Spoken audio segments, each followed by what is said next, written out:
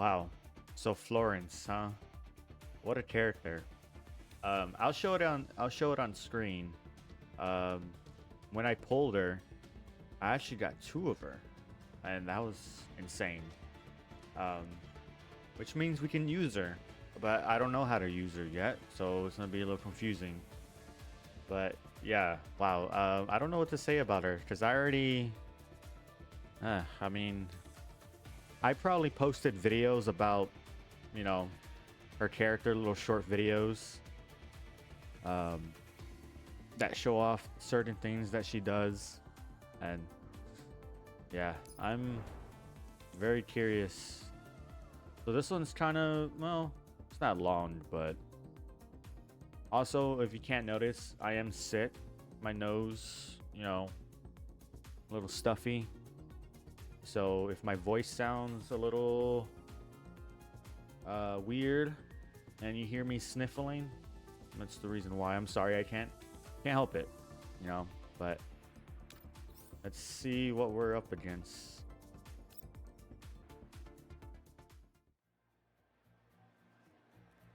Sunlight, cheery music, the sounds of an amusement park, and Commander, I've got you now.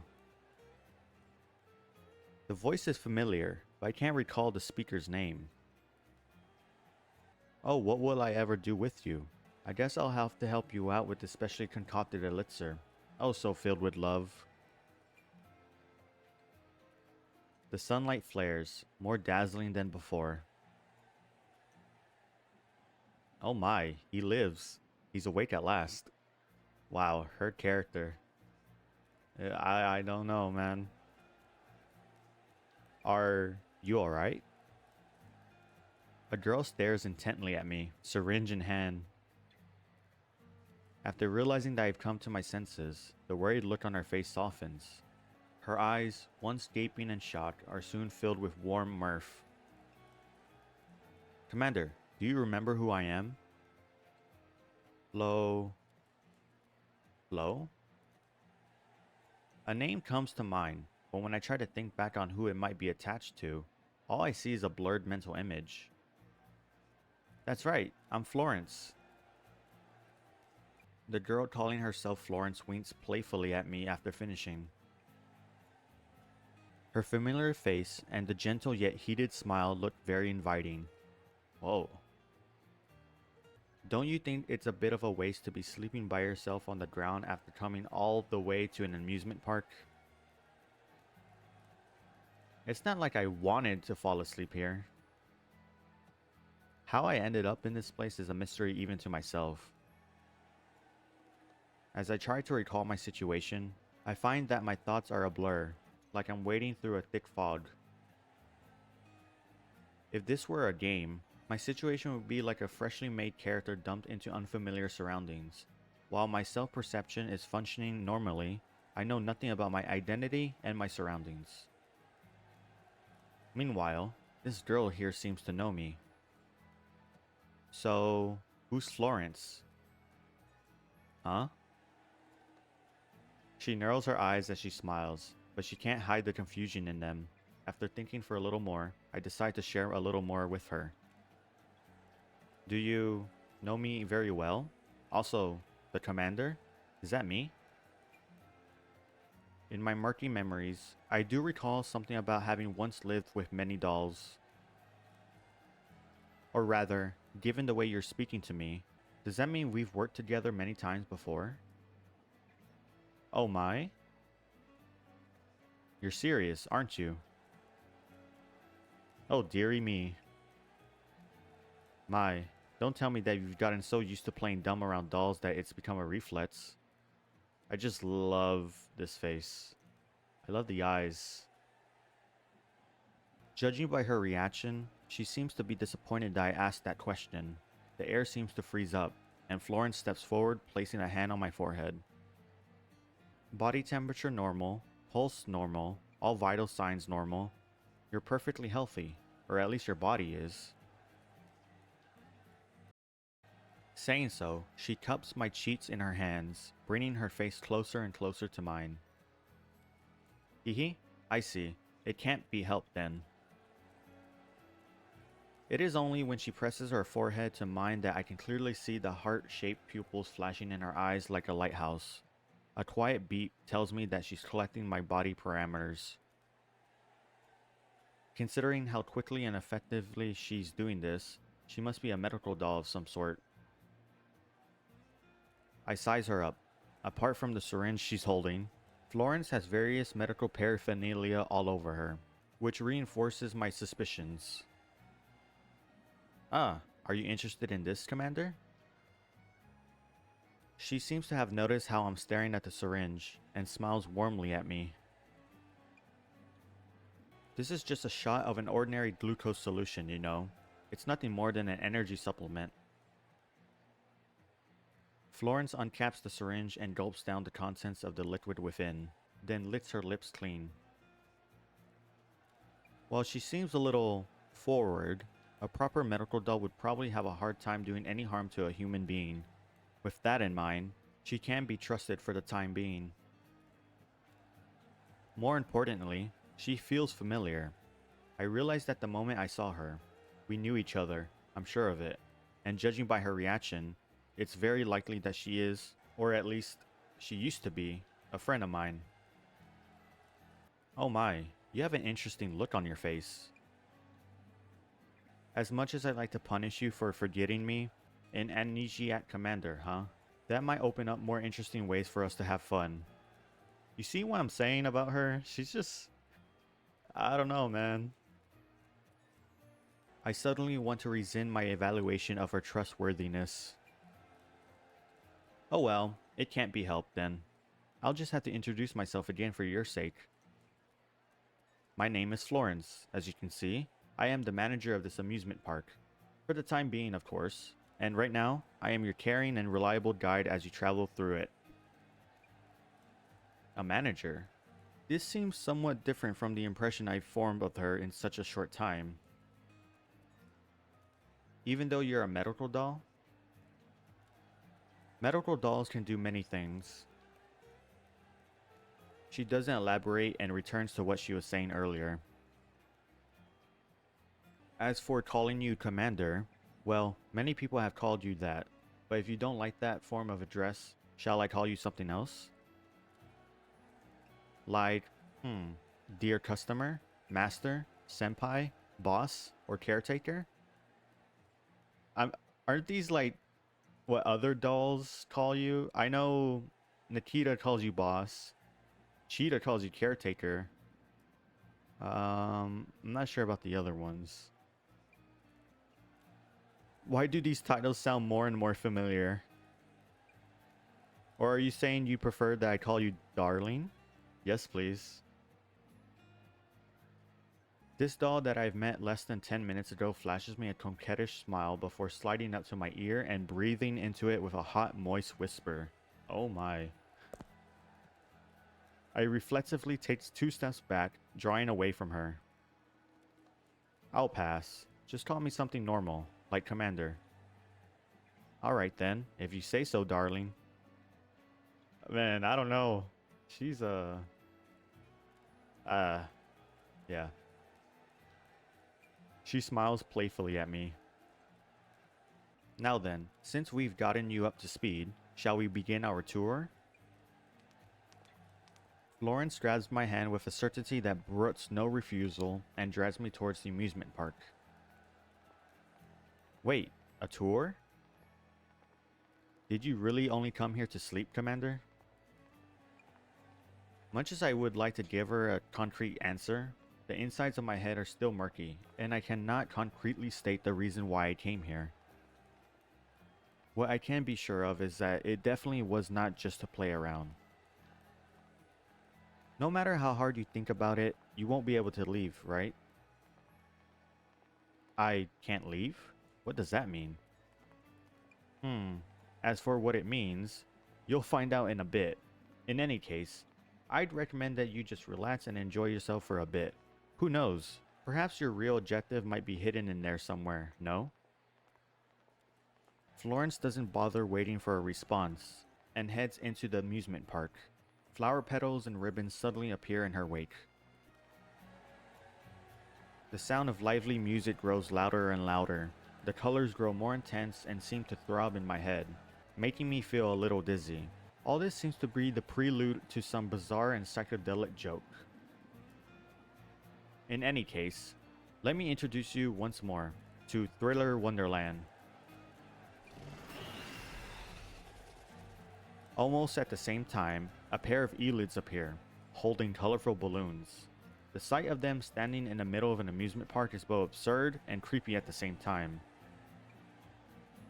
A powerful sense of wrongness fills my mind.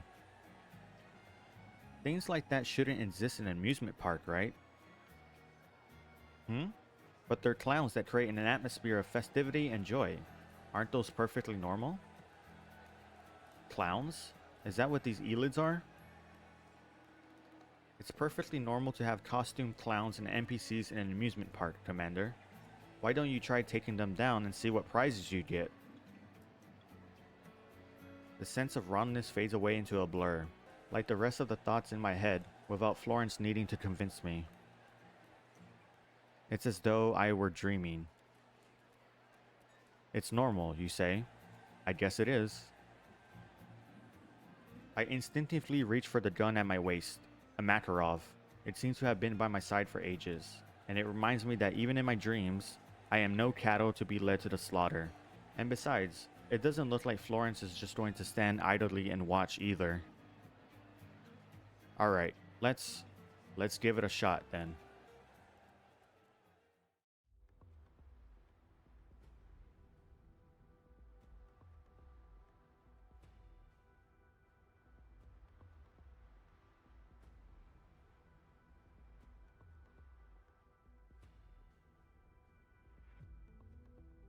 Did y'all get that joke? Let's give it a shot. Florence is holding a shot. That's pretty funny. Yeah, let's replace... Oh my. Who were the last dolls we had? Oh, Belka and Andoris. Should we have... Let's just have pure... water people.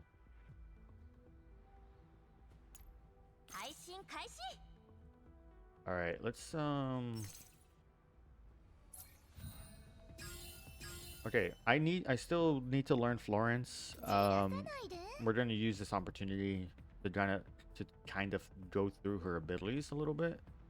So she is supposed to be like a healer, but it's a little different.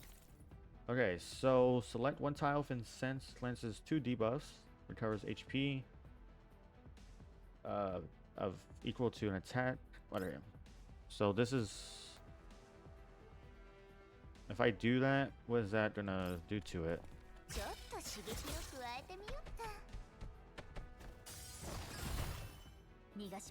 Okay, I think I did that wrong.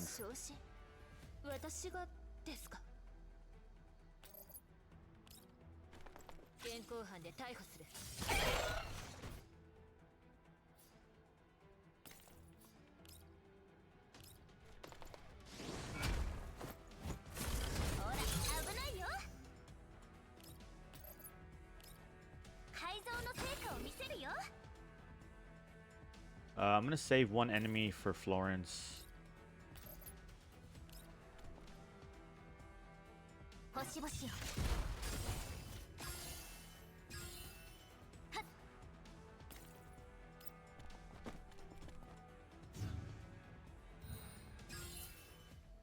So, what does this do? Is this for recovers HP equal for all allied within 2 tiles of the target tile? Oh, so this is a healing thing. Okay, and then this is, so let's, this is the thing that consumes their health, and then this is her ultimate, which we can't use, sadly. Damn, that sucks. All right, we'll just kind of, you know, get this over with, I guess.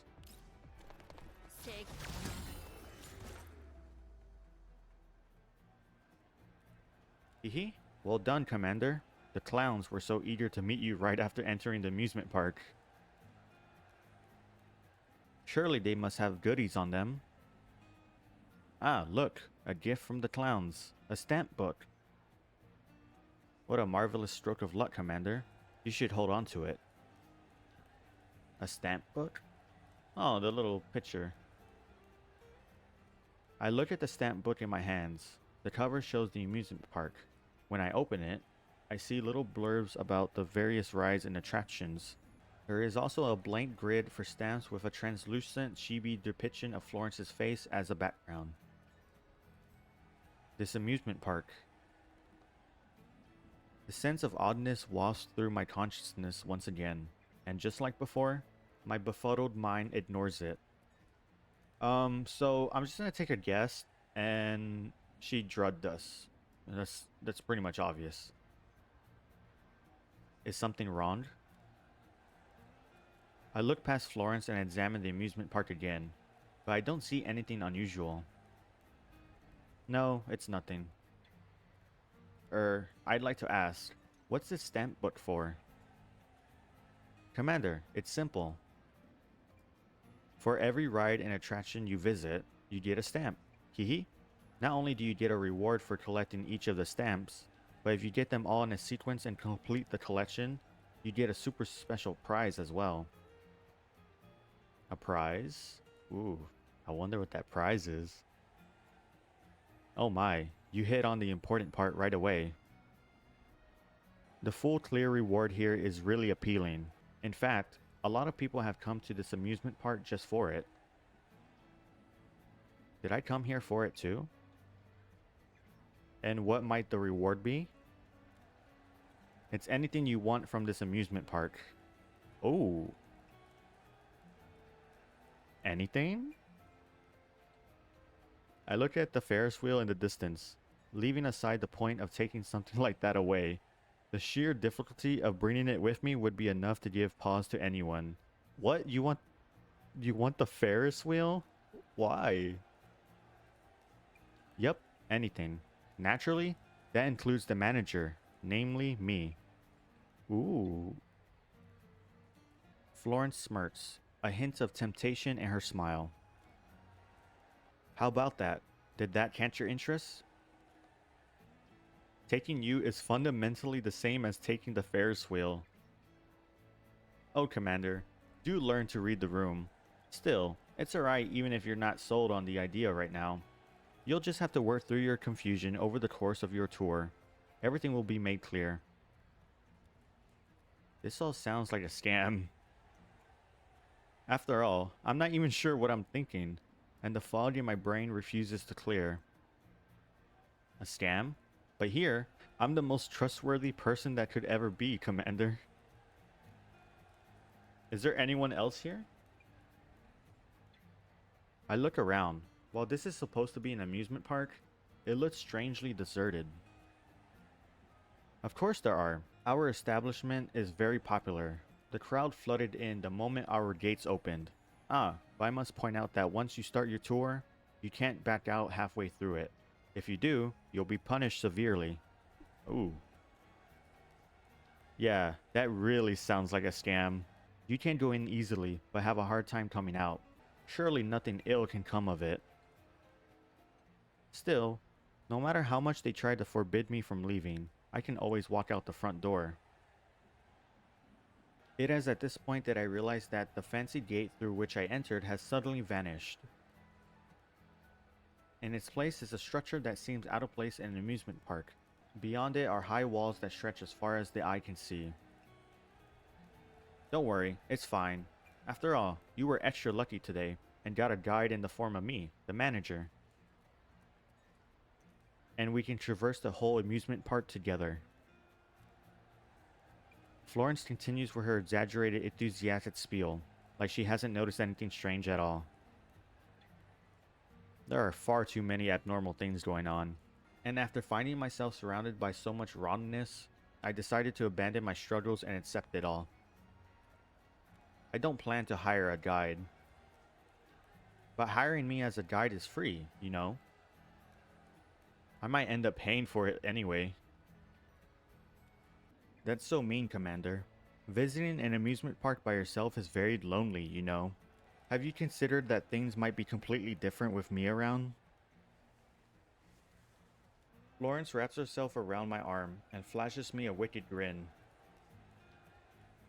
I'm sure a kind and harmless medical doll like myself could take care of any medical emergencies that might pop up. So you've gone from scamming to high pressure sales tactics now? Also, I'm still the manager and have access to insider information with certain behind the scenes options. Cheating could save you a lot of trouble in winning the grand prize. I vaguely remember hearing a line like this in one of those anti-scam videos somewhere. If you said less, I might trust you more. However, her response is engendering a sense of familiarity in me, and I can't deny the urge to trust her. In fact, I'm starting to get the vague sense that what I'm looking for is inextricably tied up with her. Still, if we travel together... It's decided then. Florence cuts in excitedly before I can finish speaking. This amusement park is shrouded in mystery, and it seems the key to unraveling these mysteries is standing before me. Ah, what a refreshingly direct decision. Now then, our odyssey through Thriller Wonderland begins now. これで好きなことをする時間ができましたね。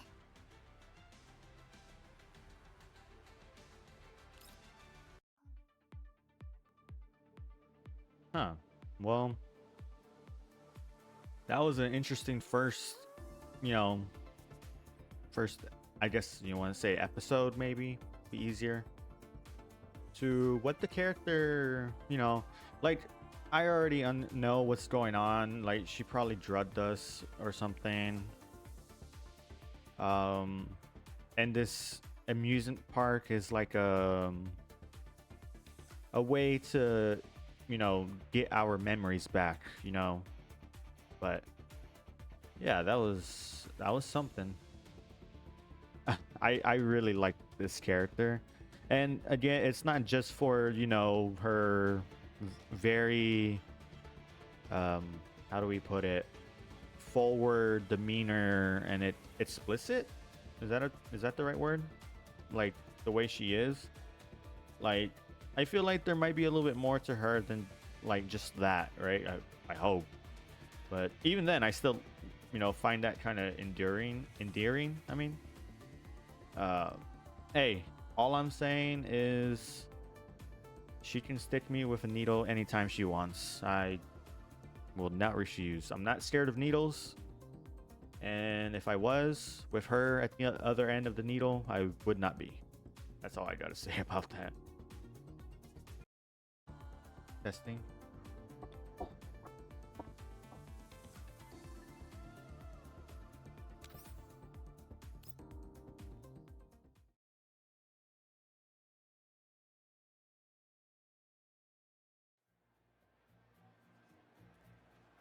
A massive steel structure looms silently before us. Its metal rails flow smoothly and aesthetically, incorporating steep drops, hard turns, and dazzling spirals, and even a 90-degree direct downward descent. It gleams with a metallic sheen in the sunlight, resembling nothing so much as a tangle of barbed wire. Even the launch mechanism is designed to look like some vast ferocious beast with its distinct and sharp angles. It's not hard to imagine what kind of sound its engine will make. Ta-da! Commander, come look. This is our most exciting attraction, the Heartbeat Accelerator 9000.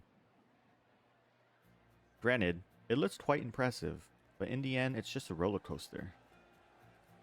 Looks like this is the first item on our itinerary. Florence drags me over to the right entrance, where the patrons are gathered. So there really were other guests here. Strangely enough, despite not having seen any other patrons on the way here, there's over 10 people waiting in front of the ride.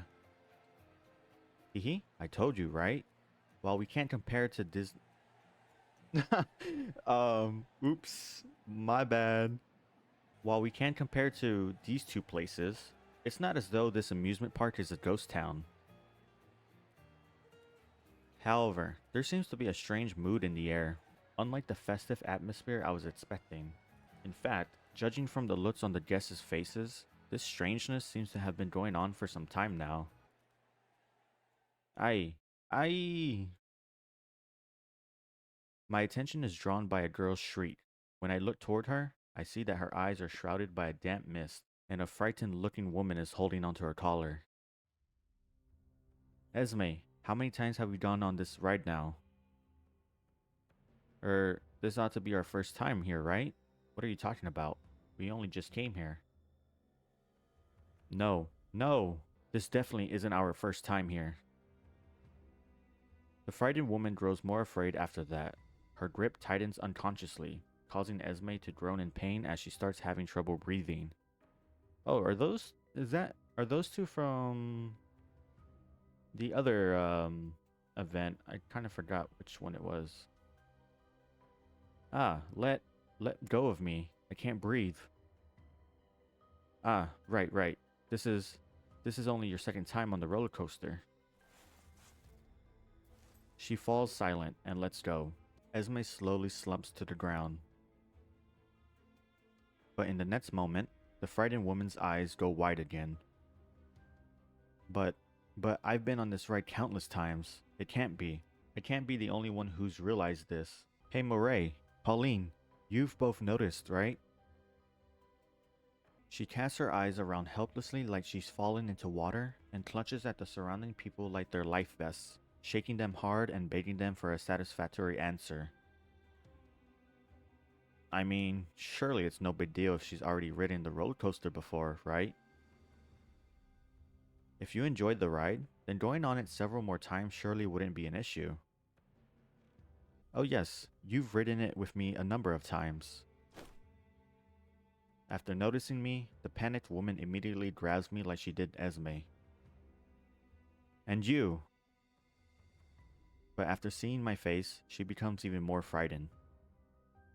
No, you. Who are you? I've never seen you before. What a coincidence. I've never seen you before either. Not only have I never seen this woman before, I don't know anyone here apart from Florence. There isn't even a hint of vague familiarity like what I got from her. I mean, this is our first time in this amusement park, right? In that case, not knowing and not having seen each other before would be perfectly reasonable. Although I have no idea how you know my name, even though we clearly haven't met before. What? You don't know me? You don't know who I am?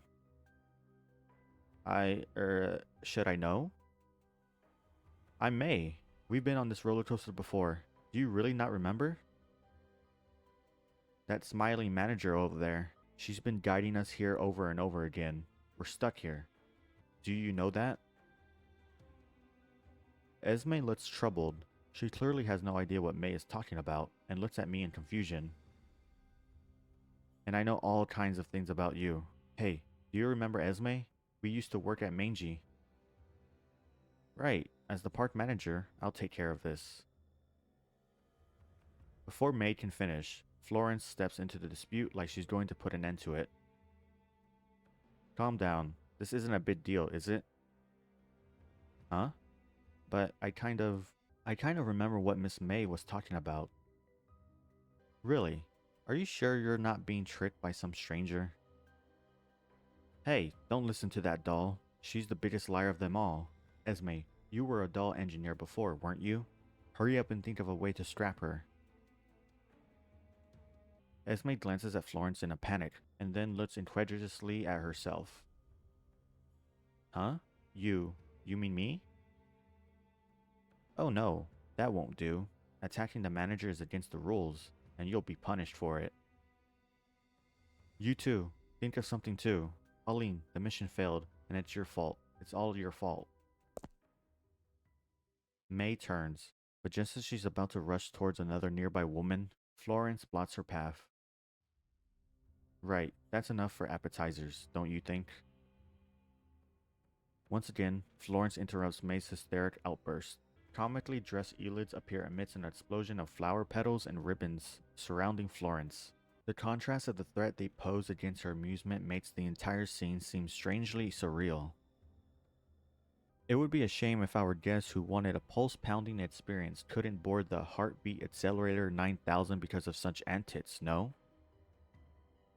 This is an amusement park, a place of joy, happiness, adventure, and never-ending miracles. So please, everyone, forget your unhappiness, board the ride, and get ready for an adventure. Her encouragement seems to have worked, and the majority of the guests begin slowly moving toward the roller coaster. The sole exception is May, who screams. Again, I'm going to ride it again. No. No. I don't want this. I don't want this. Hey, did you hear me? I'm done with this. I want off this ride. The guests who have just boarded the roller coaster see May. They begin to hesitate again. It can't be helped, I guess. Florence sighs quietly, then quickly steps forward, physically blocking May before smiling brilliantly to all the other guests. You, get out of... Florence immediately drowns out May's voice with her own. Don't worry, everyone. This is a must-see, blink and you'll miss it.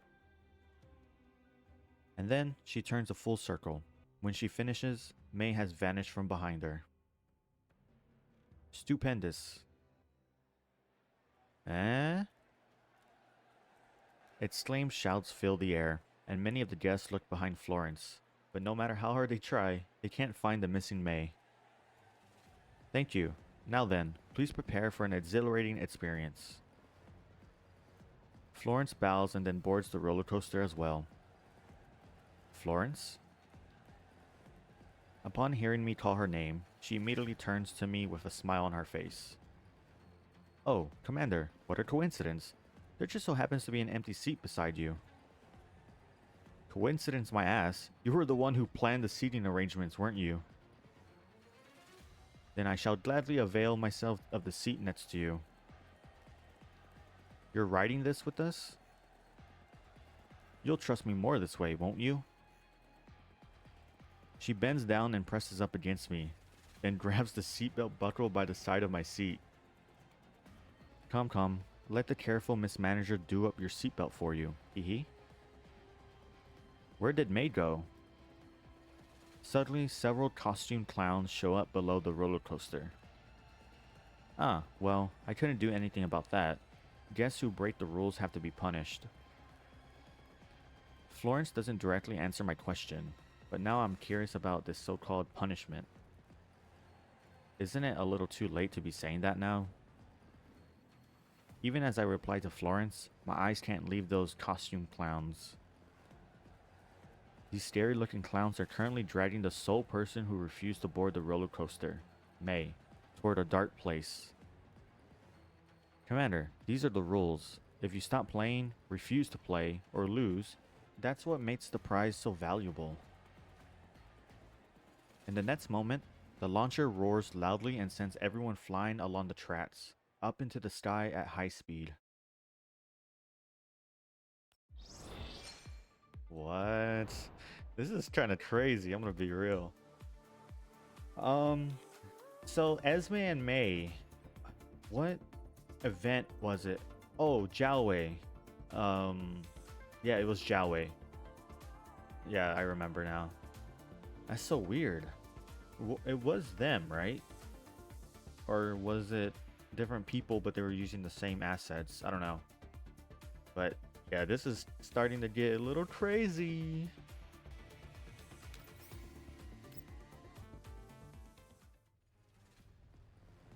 The wind howls as it races past us. The streams and the way the world is spinning set my heart racing. But when I turn to look beside me... Ha ha ha ha.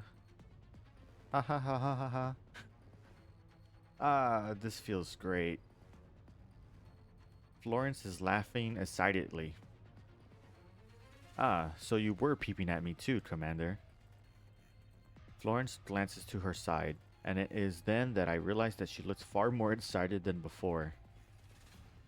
Have we taken the roller coaster together before? For some reason, all of this seems strangely familiar to me, as though I've gone on a ride like this in an amusement park a long time ago. Do you remember at last, Commander? It just feels familiar. I'd like to ask the question. Is it possible that May wasn't crazy, and that what she said might be true? Just like what Florence said about knowing me and how many people called me Commander. Esme might have been like me and forgotten many things, while May might be like Florence, knowing more about the situation. However, she had chosen a bad way of expressing herself. Perhaps she had experienced something that caused her to have a breakdown and made it hard for her to convey what she knew. Commander, do you need to think about this question right now? Is there a reason I shouldn't? Florence smiles wickedly. Being indecisive can be very dangerous, Commander. Well, it's about time. The highlight is coming up. Here comes the surprise. As she finishes speaking, the world turns black before me. The screams are far more hideous than before, and it's definitely not just because of the sudden darkness. Are we inside a tunnel? Fleur! Murray, where are you? I can't see you. The air suddenly turns damp and fills with the sickly sweet scent of rust. In the darkness, the glint of light reflecting off metal winks in and out of view. Ladies and gentlemen, dear guests, I'd like to inform you of an upcoming surprise. Everyone will be enjoying a special play experience. In contrast to the others, Florence has stood up and is loudly shouting amidst the strange atmosphere. All your safety harnesses have been undone. Please find a way to avoid the attacks from the clowns while not being flung off. Are you out of your damn mind? Is this even a roller coaster anymore? I never said it was a roller coaster. I said it was the Heartbeat Accelerator 9000. Everyone, myself included, grips their armrests tightly. The sound of ripping and tearing flesh fills the air. I duck reflexively and narrowly dodge a flying chunk of ruined meat that splashes still warm blood on my face. No, if you factor in the sound of the wind in here, these things in the tunnel are...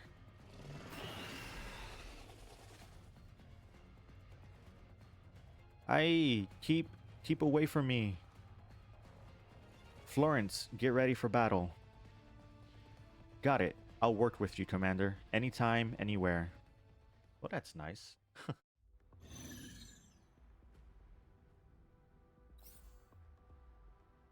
Alrighty. I was thinking of doing this in heroic mode, but these videos are mainly for story reasons, so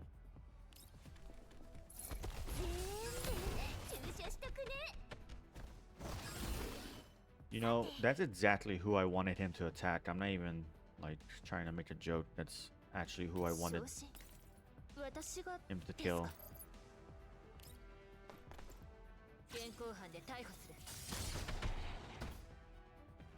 And then we'll just have Sabrina.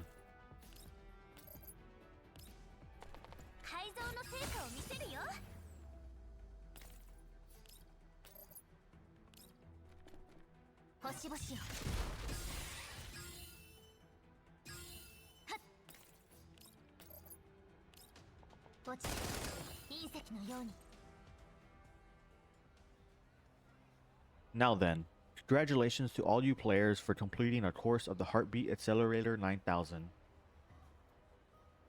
Please come over here to collect your stamps, and then you can redeem your prize. People are dead. The celebratory confetti falls on our blood-stained bodies, making it feel as though everything that had just happened was a bad dream. I don't want to ride anymore. I almost died. You're still alive, aren't you? Fleur actually died. She was right beside me. I saw it all. Those saw blades cutting off her arm, and then those monsters. Jeez. In contrast to Florence's cheerfulness, the other players had barely survived this ordeal or anything but happy. In addition, their nerves had been wound too tight, which led to hostility developing between them. Didn't she die because you pushed her out, Murray? A cold, sharp voice interrupts her, even speaking her name. Huh? Is that true? I just, it was a reflex, and if I hadn't done it, I would have died instead. Ah, but even so, you... Esme bats away, as though she's afraid of Murray. And besides, shouldn't you be the questionable one here? I don't even know you, so how do you know my name? Why? Is it strange? Of course it is. Are you trying to gloss over what happened? Eh? Now that you mention it, that Miss May just now, she seemed to know my name too. Yeah, she's probably like that May. She knows more than us. Maybe she'll snap and go crazy like May too. Murray's words frighten Esme even more, and she bats several steps away from the other woman, who's staring Murray down. Murray, you knew Flair's name as well, right? It's just a name. It doesn't mean anything. But that's because she said my name first, so I asked her name. Also, when I asked her why she knew my name, she didn't answer me either, just like you. All she did was spout a bunch of crazy talk. When you think about it, both you and May seem really suspicious. Yes, which is why it's perfectly normal to push out said suspicious people when danger strikes, right? Huh? Isn't doing anything to survive a human's basic instinct? You, on the other hand, you haven't explained how you know who anyone is. Now who's the suspicious one here? Are you trying to compare knowing names to taking lives? You're just trying to deflect suspicion from yourself. But you and May are so damn shady that I wouldn't be surprised if it wasn't the monsters who killed Fleur just now, but you. Right, that's enough. Florence steps in to interrupt their argument before it can escalate further. This is the most exciting part. Reward time. You worked so hard to clear this round of the game. Don't you want to be rewarded for it? I was about to go. You should save your strength for consoling the rest of these psychos. Also, you'll learn what you're curious about after they give out the prize. She glares coldly at Murray and Esme before turning to leave. Huh? What does that mean? Is she saying that the prize is connected to our personal information? Murray and Esme exchange looks, as though they're trying to figure out what she meant by that. May also mentioned riding the roller coaster many times. Did she do it too? Judging by how she's taking everything in stride, that's got to be it. Still, why didn't they get the clear prize even after playing so many times? May didn't look like she liked it that much. Could there be another reason? Ah, forget it. Not much point thinking about it now. Murray pauses to think for a moment, then looks towards the cold-faced woman's receding silhouette and decides to go after her. Eh? You're all going? Wait for me. Don't leave me alone here. Esme frantically chases after them. The other guests steadily leave as directed by Florence, until I'm the only one left here. What happened just now? That ought to count as a major accident, right? After all, a patron dying at a normal amusement park would be sufficient to get the whole place shut down for several months. However, the strange mind-dulling mood in the air seems to have gotten to all the guests, and none of them are making a big deal out of it, myself included. It's not an accident. This is how the park was designed. Say what? You need to risk big to win big. That's what makes it so fascinating. That's why I'll give you a special reminder, Commander. The rides here are more thrilling than most, and losing your life before clearing a stage is perfectly normal. Normal? Then what if everyone dies? This is an amusement park. We have no shortage of guests here, especially in a place with no queues. Then what do I stand to gain? Leaving aside the grand prize for clearing everything, you said that this is reward time, right? What kind of reward can I expect to receive? Commander, before I answer your question, there's something I'd like to ask. Why do you think I wanted to keep you here by yourself? Florence doesn't give me a reply, merely tugs her top open and reaches into her bra, like she's looking for something. Oh my. What are you doing? I reflexively take a step back. You know what reward means better than I do, no, Commander? Florence spreads her arms and takes another step toward me. Hang on, answer the question. You want to know what I'm doing, Commander? I'm just giving you a special reward. So what the hell is this reward anyway? Honestly, who would even feel rewarded in a situation like this? Come to me. I can't do anything to you when you're so far away. Florence's words are syruply sweet, but she can't hide the undertones of danger in them. In fact, I take another step back upon hearing them. Please collect your reward. I hear a weird voice from behind me, and my hand immediately goes to my gun. Wait, they can talk? Ah, don't be so tense, Commander. This is an amusement park after all, a place of fantasies and stories. Surely nothing that happens here should be considered strange, right? Don't think you can write everything off as normal just because this place is an amusement park. Please collect your reward as soon as possible. The weird voice continues urging me to claim my so-called reward. Can't you speak plainly? What is the special reward anyway? Before I can react, Florence steps up, looking more anxious than me. She grabs my hand while placing her other hand on my cheek. What is it indeed? Just give it a try and you'll find out. Florence's hand slowly approaches my mouth, and then she extends a finger to caress the corner of my mouth. Hey, yo. Come now, open up. You don't need to do anything, Commander. Just let me service you.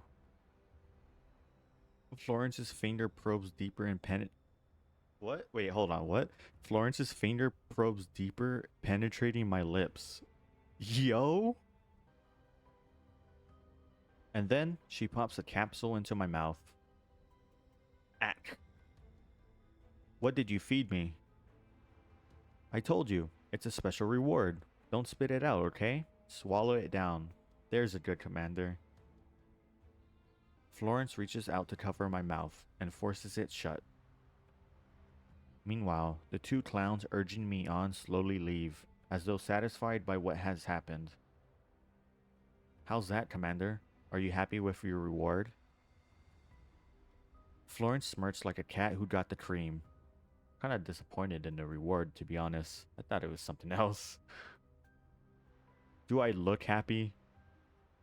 Still, you'll need to keep clearing stages to get more rewards. And if I refuse to keep playing, you've already seen what happens if you do that.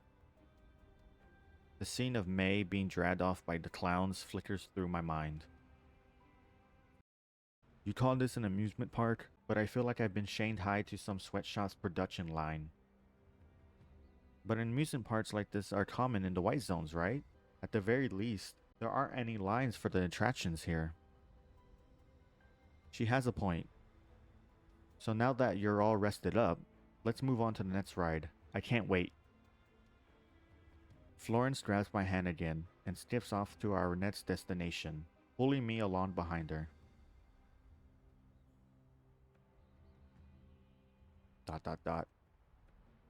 What's wrong, Commander? This is... What's this? Commander, is something wrong? Florence brings her face up to mine, expression filled with concern. Oh my, have the meds kicked in? Judging by your face, are you seeing something? What did you feed me? Florence's voice is muffled even though she's right by my ear. Despite her proximity, it sounds like it's coming from far away. It's something that'll make you very happy, but be careful, Commander. Don't let yourself get lost in the illusion. 任務完了。容疑者は全員逮捕しました。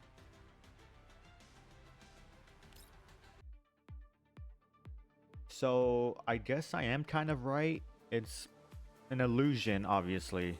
But I thought we were like, not trapped, but like in a chair somewhere having a dream or something.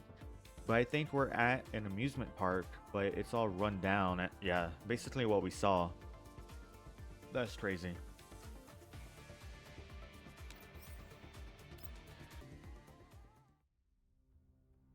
You remember her name, you say? Ah, yes. I accepted my reward, and then I remembered. Is the reward linked to recovering memories? In that case, Mia and that other woman should have gotten at least one reward. Clearly, this wasn't their first time playing this game. Not long ago, I saw something bizarre after receiving Florence's reward. In that case, could that have been one of my memories? I think I knew that woman who was arguing with Murray. Her name was Pauline, although I don't know what kind of relationship we had. Perhaps it's because she knows more now, but Esme's perpetually frightened face has a little smile on it at last. 5 minutes ago, I met Esme under the building for the second attraction, and she started a conversation with me. There were several guests around us, including Murray and Pauline, who had just had their argument, though they seem to have calmed down now. Are you going to talk to them now that you remember the past? No, from what I remember, they seem trustworthy. Trustworthy? I know it sounds a little paranoid, but don't you think it's likely that the person who built this park might be hiding among us, taking part in the games, watching us run around for the grand prize like clowns? Why do you think that? Why? I don't really have a reason for that. It's just a gut feeling. I'm sorry. Maybe I'm being oversensitive or something. When I just got here, I didn't remember anything. Just like me. But when I saw May, no, it wasn't just May, or Murray, or Pauline. Truth be told, all of the other guests felt familiar, apart from you. Felt familiar? I find myself glancing at Florence. She's the only one here who definitely feels familiar to me, but she's eagerly setting up the next event. When Esme speaks again, I quickly turn my gaze back to her. Getting that reward just now only made me more certain of that. Not only did I remember their names, I even began to recall snippets of memories from when we spent time together. And judging by their reaction, I think they've recalled a lot just like me. I suddenly realized why she chose to talk to me instead of the other two. So your memories include everyone but not me, is that it? Let me think. What you're saying is that it isn't just you, but also Pauline and Murray who don't remember me. In other words, that makes me the most suspicious person here. It's a perfectly reasonable deduction. It made so much sense that even I'm beginning to doubt myself. After all, the only person who feels familiar to me here is Florence, the park manager. So, did you remember anything after receiving your reward?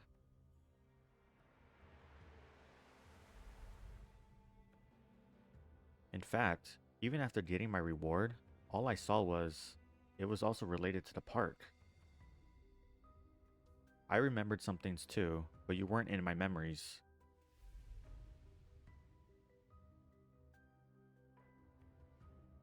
I see.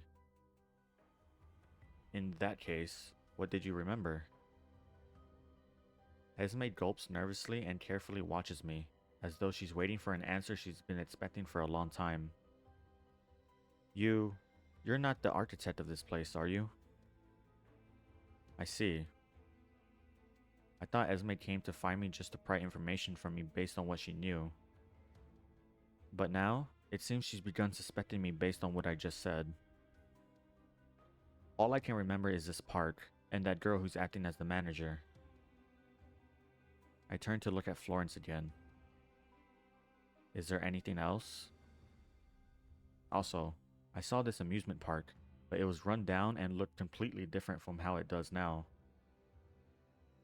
Is that what you wanted to learn? Perhaps it was the defensiveness in my eyes, but Esme seems to have realized that she was making her intentions too obvious. No, I didn't mean to suspect you, really. I'm sorry. Esme throws her hands in a panic and her face turns red, but her words have already betrayed her thoughts. It's alright, I don't mind. Truth be told, I'm starting to doubt myself too. I shrugged with a bitter smile on my face. Still, now that you've asked so many questions, may I ask some questions of my own? Huh? Sure. What exactly was May's punishment? She doesn't seem to have shown up in this game. I knew it. You noticed too. I saw it. I saw everything. Those monsters called clowns dragged her away, and she might never come back. Might never come back. That ridiculous farce of a roller coaster was not a dream. It actually happened, and things like that will probably keep happening. So this punishment is death. I don't say it, but Esme nods knowingly. Perhaps, if the number of guests go down, we might have a hard time even if we want to work together. At this rate, will anyone be able to clear the events at all? After hearing what Esme said, I immediately tally up the number of guests present. Apart from Florence and myself, there are 12 other guests here. I see. I'll keep an eye on the number of guests. At the very least, I'll try not to let this number go down. Thank you so much. Esme's face, which only just relaxed a little after hearing my answer, soon scrunches up again, and she grabs her head like she's in pain. But if we keep playing, we might end up dying in one of those dangerous rides like Fleur. Do you really think we can keep going like this? As Esme is about to burst into tears, she completely fails to notice someone surreptitiously sneaking up behind her. Oh my, what's this? Do you want to back out too? Florence suddenly sticks her head between me and Esme, interrupting our conversation. Aye. Esme shrieks in terror as she notices Florence, flailing her arms wildly as she stumbles back. Upon noticing the costumed clowns behind her, she frantically shakes her head like a pellet drum. I definitely wasn't thinking of that. No. Please let me continue. Well, in that case, since everyone's here, let's get started then, shall we? Can't wait to begin. Isn't that right, Commander? Florence laughs and inserts herself between me and Esme and wraps herself around my arm. Dear guests, thank you for waiting. And now, our next attraction, Sweet Startling Night. In contrast to the festive feel of the rest of the park, a creepy building that is clearly out of place here looms before the guests. The molten, peeling exterior is covered in rust metal ornaments, as though it's been exposed to the elements for centuries. The main door slowly opens toward us, and the pink sign above it falls as the wind blows. Inside the building is a fathomless darkness. Isn't that just a haunted house? Oh, this is no ordinary haunted house. It offers thrills beyond your limits, enough to make your adrenaline levels spike. Florence pirouettes in place, and the clowns beside her obligingly scatter confetti and ribbons. Unfortunately, the audience seems entirely unmoved by her introduction, only staring nervously into the haunted house or hugging themselves as they stand off to the side. Well, at least nobody's trying to back out this time round. Good. ... We saw what happened to Mia after all. Yeah, if we play, we might not end up like Fleur, but if we don't play, we'll definitely end up like Maya. I'd like to ask, will there be any surprises halfway through, like last time? Of course, we've raised the stakes in all of our attractions to properly welcome the guests to our park. In addition to the usual scares in the haunted house, there will be ghosts present, who will take the forms of people you know and taught to you. Still, you don't have to be too worried about them. Just don't let the ghosts lead you astray. What happens if the ghosts take us away? Who knows? I guess they'll have a good meal? A look of disgust crosses Moray's face as she realizes what Florence means. Quit looking down on me. I won't die here. Saying so, Moray enters the building. She is soon followed by the others. Looks like we're the last ones, Commander. I hear screams from the guests up ahead. What have they encountered? Are you bothered by what's happening inside, Commander? In that case, I'll make an exception and spoil things for you. You must be wary of illusions in there, Commander. That's strange. Why are we here? It's Moray's voice, but her tone is entirely different from before. You idiot. Where did you get your license? We won't reach LVI-14 even if we drive through the night. It's Pauline's voice, similarly abnormal. How could you even handle all of those transport runs with such crappy skills? If you tried that shit in the contamination zone, they'd sue your pants off. Ah, shut the hell up. I'm checking the route now. Damn it, what's going on? Who changed the route, and when? Do you know how many shipments we've lost already? If we fuck this run up, we're all going down together. God damn it, who messed with the vehicle auto navigator? The route's been messed up ever since we left the warehouse. Bloody hell, who else would have touched it besides you? It's my fault. I'm sorry. I messed up. I messed up everything. Esme? Why is it you? What are you doing here? You useless bitch. Stop causing trouble here already. Get the hell away from this shipment. It's my fault. I'm sorry. Please don't chase me away or kill me. No!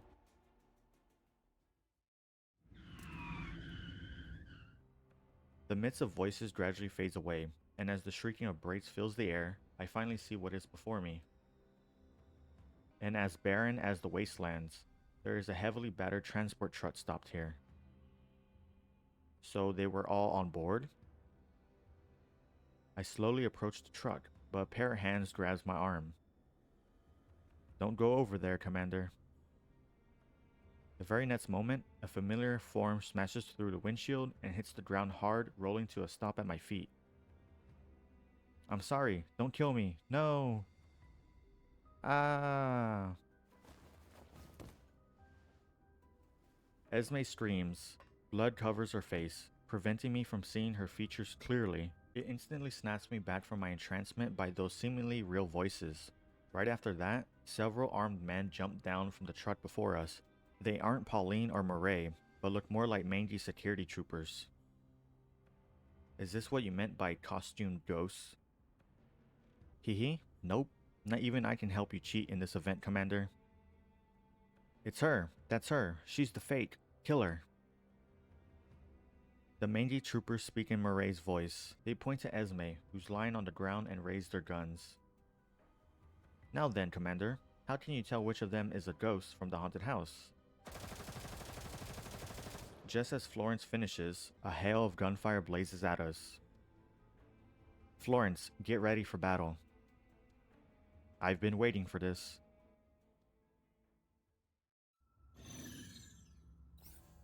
Whoa, this is kind of crazy. Alright, how are we doing this? Oh my.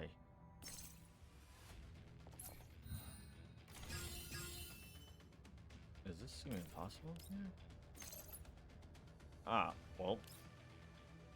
Okay, that's fine.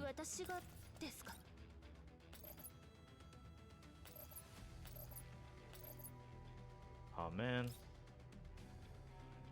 Oh well, we'll just do this then.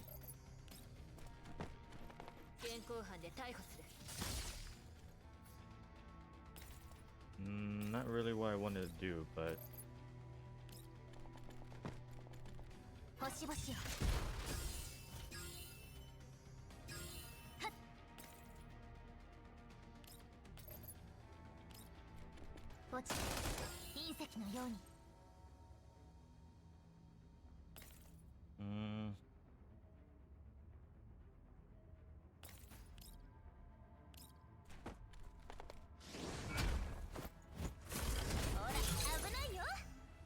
Oh yeah, I forgot she can do multiple. Oh well, why not? 改造の成果を見せるよ。 Can you just kill him? Yeah, please. 両方容量は守ってね。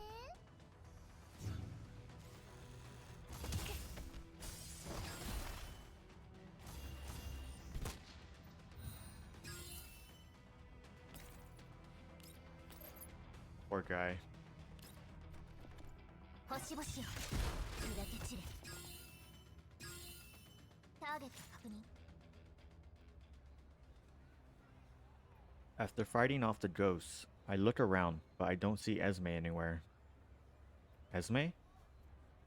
I ask my question in the direction where the voices came from earlier, but there is no reply.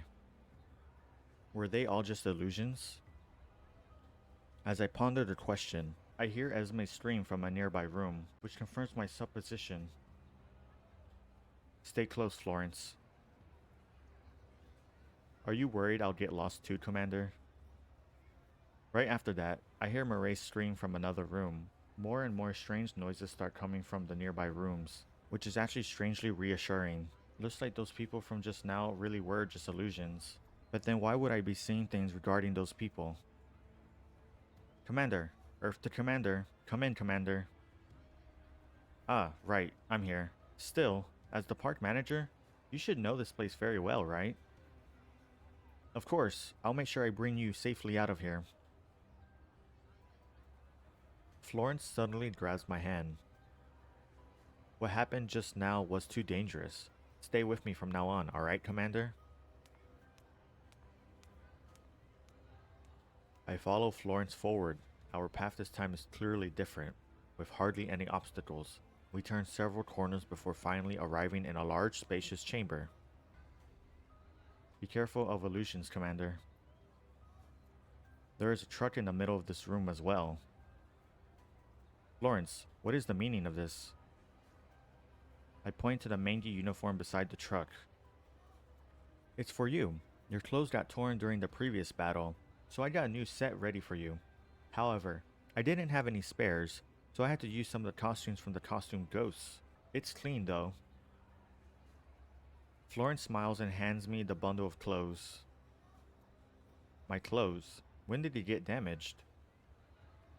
I look down and sure enough, there's a huge hole there, at my waist, although I don't remember when it happened. Honestly, are you waiting for me to dress you, Commander? Yes. Yes, I am. Florence immediately steps forward and reaches out to me. No thanks, I can do it myself.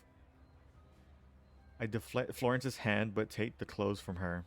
A voice which sounds just like the one from before rings out from the truck behind me. Esme, what are you doing here?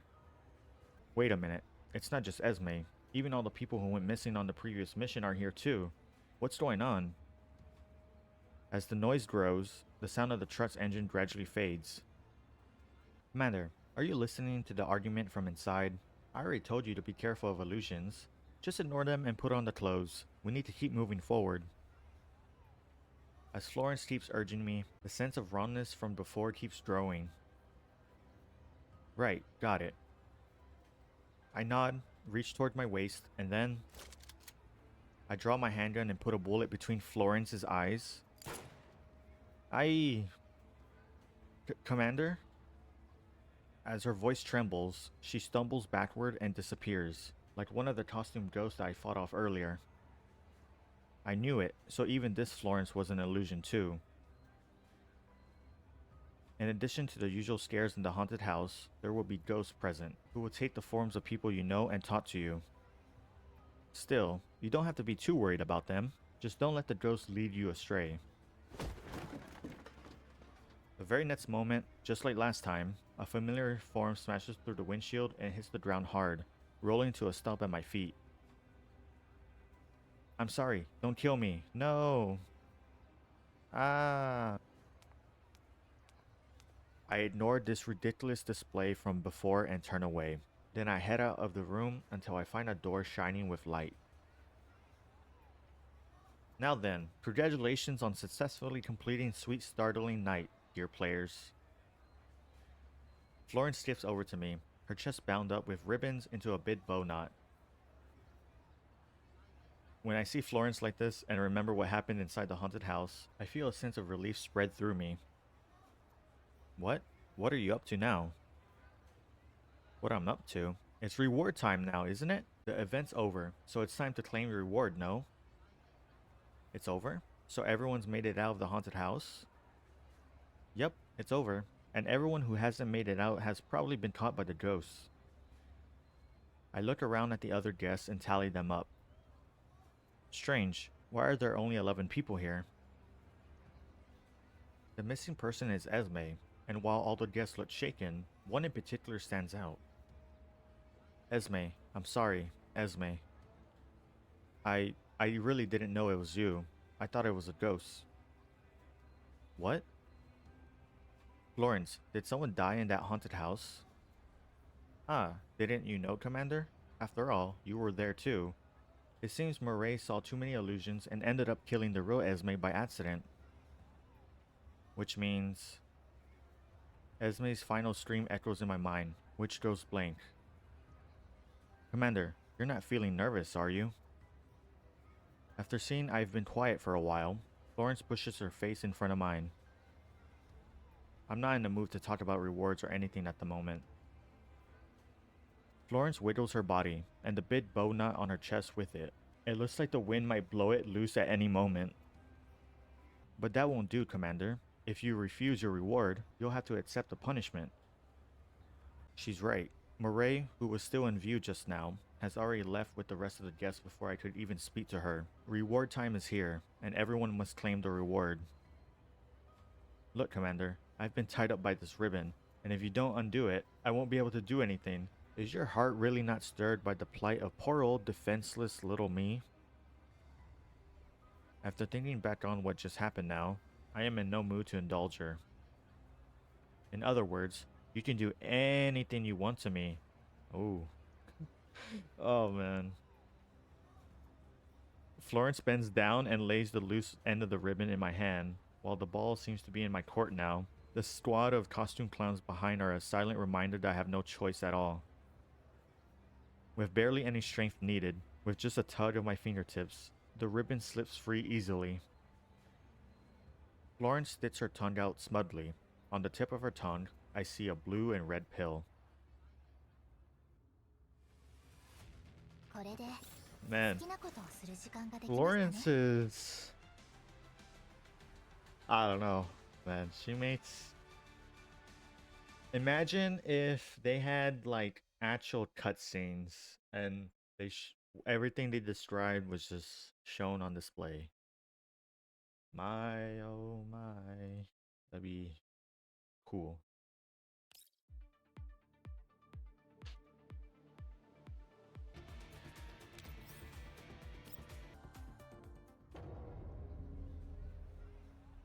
No, it wasn't me. I didn't do it. The sound of a metallic crash and the roar of an engine washed through the air overhead.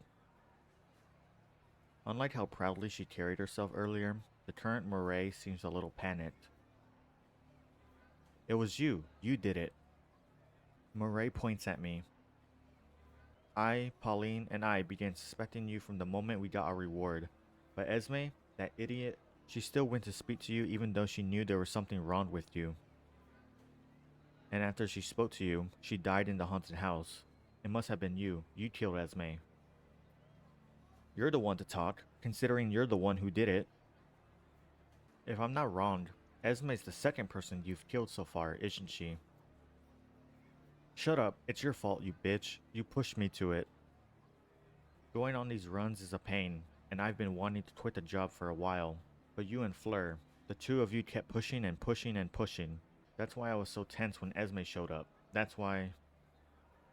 Runs? Job? I recall the illusion from the haunted house. Is she still lost in that illusion? Shut up, you idiot. You said too much. However, Pauline's reaction doesn't seem like she's talking about the illusion. Also, she doesn't seem as calm as before. You're still lecturing me? Even when we were in Mangi, you were lecturing me. All I did was drive the fucking truck, and I didn't even touch the cargo. Is it my fault that it got lost? That's why I quit Mangi. But I got stuck with this shitty assignment on my last day, and now I'm in a place like this, doing this shit over and over again. Damn it, Fleur was right. I can't believe I've done this so many times already. I told you to shut up, right? And don't forget, you killed Fleur. After seeing Murray grow more and more hysterical, Pauline drops her with a single punch. After that, Pauline eyes me wearily. Oh, don't mind me. Carry on. Did you remember anything after getting your reward? Shouldn't you put something on the table before trying to pump me for information? You heard it all just now, didn't you? That was our information. Looks like Pauline was trying to stop Murray from talking about what they remembered after claiming the second prize. However, why is it that what they recalled resembles what happened in the haunted house so closely? Once again, I looked at the nearby building. Perhaps it was custom built for these guests who once worked for Mangy Security. Considering that, the events within would line up. Right, I have no intention of hiding it, but unfortunately, what I remember is still related to this park. Related to this park? Yes, I saw this park transform into a ruined abandoned place. Like all of this was just some dream taking place on a pile of rubble. But what does that mean? I know, he's the real killer. He doesn't have any memories that line up with ours. There's no way that he's a friend. Esme also said everything he remembered was related to the park. Upon hearing this, Pauline eyes me wearily. Don't get me wrong, it wasn't all about the amusement park. I remember an email too. However, it looked like junk mail and the contents were vague, so I didn't pay it much attention. That's way too vague. Weren't there any details you remembered? Like say, who wrote it to you? If I'm not wrong, it was a very familiar person with a showy personality who always liked saying weird things. However, I didn't hate them. Hey! Florence suddenly appears before me. As balloons and ribbons flutter down through the air around her, she smiles as brightly as the sun, instantly sweeping away the melancholia in the air. Thinking of me, Commander? Seeing how naturally Florence inserted herself into our conversation, she must have the third event set up and ready to go. For all I know, she might have been the author of that junk mail. Did you finally remember that little love letter of mine that I wrote to you? Florence looked excitedly at me. Was it a love letter? Sorry I called it junk mail earlier. See? He's in league with the manager. For all we know, he's the one who wants to see us all dying off one by one. Oh please, we aren't just in lead. My body already belongs to the commander, you know. Wait, why don't I know this? Ah, see, Pauline? See? Florence grabs my arm, which only makes Murray spiral harder, pointing at us while yelling for Pauline to look. However, Pauline merely looks down and waxes thoughtful. Hey Pauline, what are you navel-gazing about? The mastermind is right here. Just these 2 kills and we might be able to get out. I can't just keep doing this. It seems Murray has fully accepted the fact that she has killed 2 people. Murray, have you considered that Esme died because she found out what's going on behind the scenes? Then the fact that you're pointing and screaming like this means the next one is going to be... Huh? Murray freezes up. Wait a minute. This isn't right. Murray looks at me fearfully, then begins backing up. I told you, I'm not the mastermind. However, Murray isn't hearing me anymore. Oh yes, and besides, even if I'm the manager, I have the right to flirt with interesting people, no? Way to undermine my rebuttal, Florence. Then what should we do, Pauline? I told you, we should have killed them together. This is bad. Murray starts hyperventilating. It looks like she's been wound up tight for so long that she might snap at any moment. She feels around on her body, as though she's looking for something. What's wrong? Did you get all of those bad habits back when remembering your past? No, rather, I've become more and more on edge after not touching that for so long.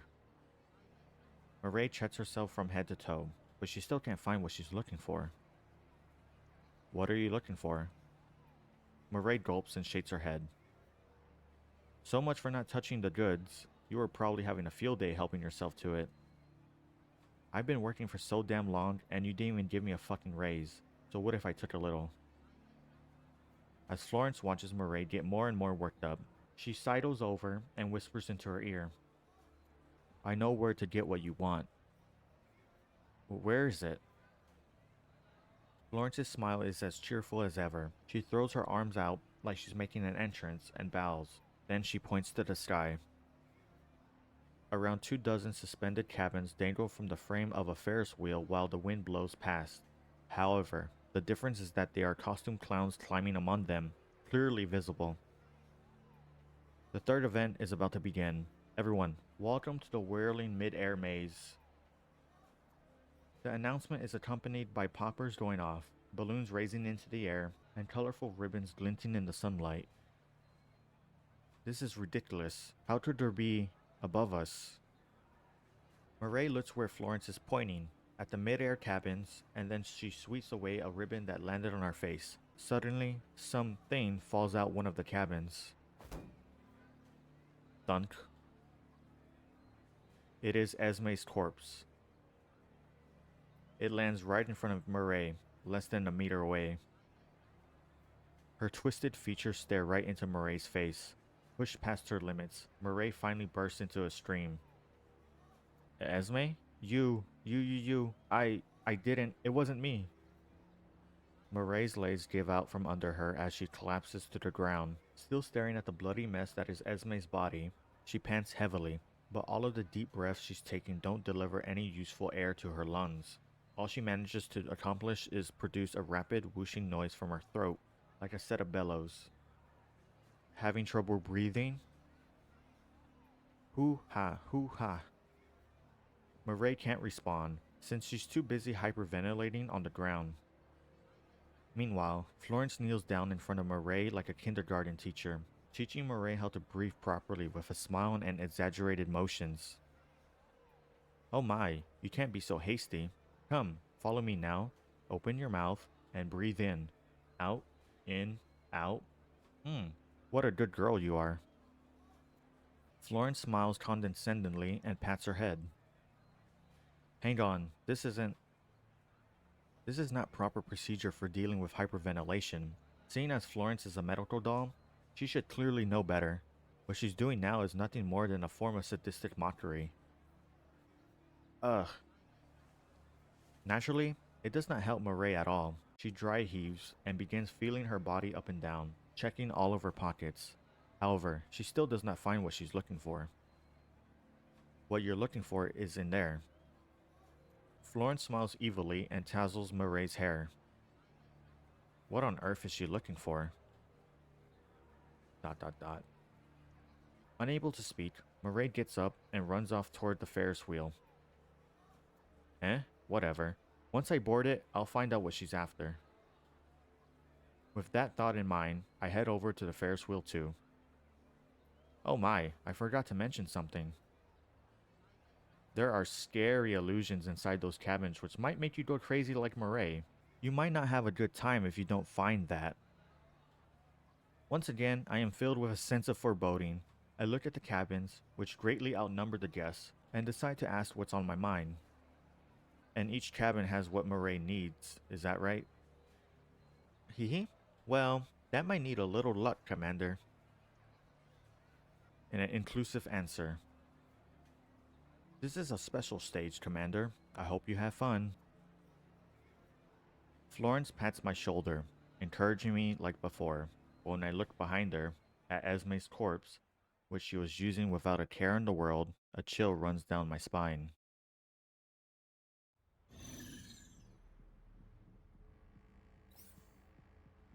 Alright, how are we gonna do this? Oh my goodness.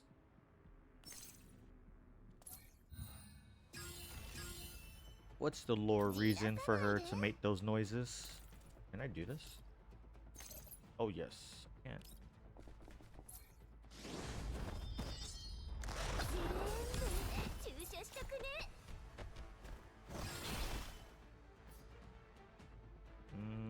調子私がですか Sweet. 現行犯で逮捕する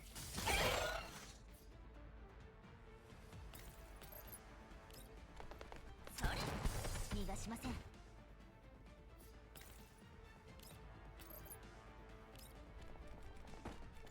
星々をはっ落ちて隕石のように。 Now then, congratulations to all of our players for successfully completing the whirling mid-air maze stage. I've become a little numb to her mechanical repeated congratulations speech. Rather, I'm more concerned about the number of guests left over after this round. 10. But no matter how many times I count them, I can only find 10 guests remaining. This is one less than before the round started. And the missing person is... Murray. I look up at the Ferris wheel. One cabin is tightly shut, and a feeling of dread rises up in my heart. Pauline seems to be thinking the same thing as me, and we both head toward the Ferris wheel. And now, the much anticipated reward time. Where are you two going? Once the cabin finally comes to a halt, Pauline and I slowly open the sealed door. Heaves. As expected, Murray is in there. However, she is hanging upside down in an unnatural way, trussed up by the rope that was meant to ensure her safety. The interior of the cabin is a mess. It seems she spent a long time searching it. Her body is covered in some unidentifiable goop, but before I can deduce its nature, I am hit by its complex odor. Oh my, I do apologize for this. I'll clean it up later. It's time to collect your reward, so run along now, otherwise there might be trouble. After seeing our reaction, Florence goes to urge the other guests to claim the rewards, then hurries over to us. What's this? I squeeze an object in my hand. It is a pink capsule that I found in my cabin seat. After considering that this might be what Murray was looking for, I didn't use it and kept it aside. Perhaps Murray was just unlucky and didn't manage to find the drug. Anything could happen when you have to face an enemy in a mentally unbalanced state. I saw it all. Pauline suddenly speaks up, her eyes fixed on Murray. There was no medicine inside her cabin, and the door was locked. She kept throwing up even as she was searching, trying desperately to survive, until those clowns showed up. As she says this, said clowns turn up behind Florence once again. Don't worry about such trivial things. Cheer up a little. You cleared the stage, didn't you? Isn't the reward the most important thing? Once you claim your reward, you'll forget all about these revolting things. Florence produces a pair of party poppers out of nowhere and places them in my and Pauline's hands. The other clowns hand out poppers to the rest of the guests. Meanwhile, she has a party popper of her own. Bang! Florence sets hers off in front of us. The confetti flutters down on us, carried by the wind, completely out of place amidst the silence between myself and Pauline. I understand. Pauline hesitates for several seconds, then looks at Murray one last time before turning and leaving. Next up, a lovey-dovey world for two. Commander, I promise you'll be thoroughly satisfied with this reward. Florence takes out her syringe, filled with a pink liquid of unknown origin and effects. Are you going to jab me this time? Unlike the capsules from the previous two stages, Florence lightly depresses the syringe plunger, then moves up to palpate my neck. However, after the events that had just transpired, and perhaps because I can pick up a hint of madness in Florence's personality, I find myself repelled by her. Huh? Florence is also taken aback when she sees that I'm pushing her away. What's wrong, Commander? Weren't you having fun earlier? It's true that Florence hasn't done me any harm. However, the terrible fates that befell Esme and Murray play out in my mind again. Commander. Florence seems to sense what I'm thinking, because she steps forward and presses herself against me. Don't you trust me? Yes, I trust you 100%. She looks up, tracing a circle on my chest, like she's teasing me or perhaps flirting with me. Perhaps in the past, I might have simply written this off as one of her typical pranks, but now it all seems off. ... However, my moment of hesitation is enough for her to plunge her syringe's needle into me. What is this? Soon, the strength has fled my body. Florence pushes lightly, and I collapse to the ground. Oh my, I'm sorry, Commander, but you seem so insistent on struggling. I found it hard to resist the urge to do something to you. What are you going to do? Florence smiles smugly, then straddles my body. Then she feels around and retrieves the pink capsule I hid. Ah. I'm going to give the hard-working commander his well-deserved reward, of course, and a little extra. Please enjoy. Give it back. Honestly, Commander, this could be considered cheating, you know. The fact that I haven't punished you is being quite lenient already. We mustn't be greedy. Also, medicine shouldn't be casually taken. See, you're starting to spout nonsense now. But I haven't eaten a thing besides what you gave me. Much as I like to say that, I am currently too weak to say anything at all. Hehe, and now, allow me to give you some treatment. Her smiling face blurs in my vision, but Florence's voice still echoes in my ears until I plunge into the abyss. 作戦完了っと。あ、戻らなきゃ料理が冷めちゃう。 Dude, Florence is wild. I don't know. I feel like I'm being affected by whatever medicine she's giving us. Making me fall head over heels for her. I would bark for her.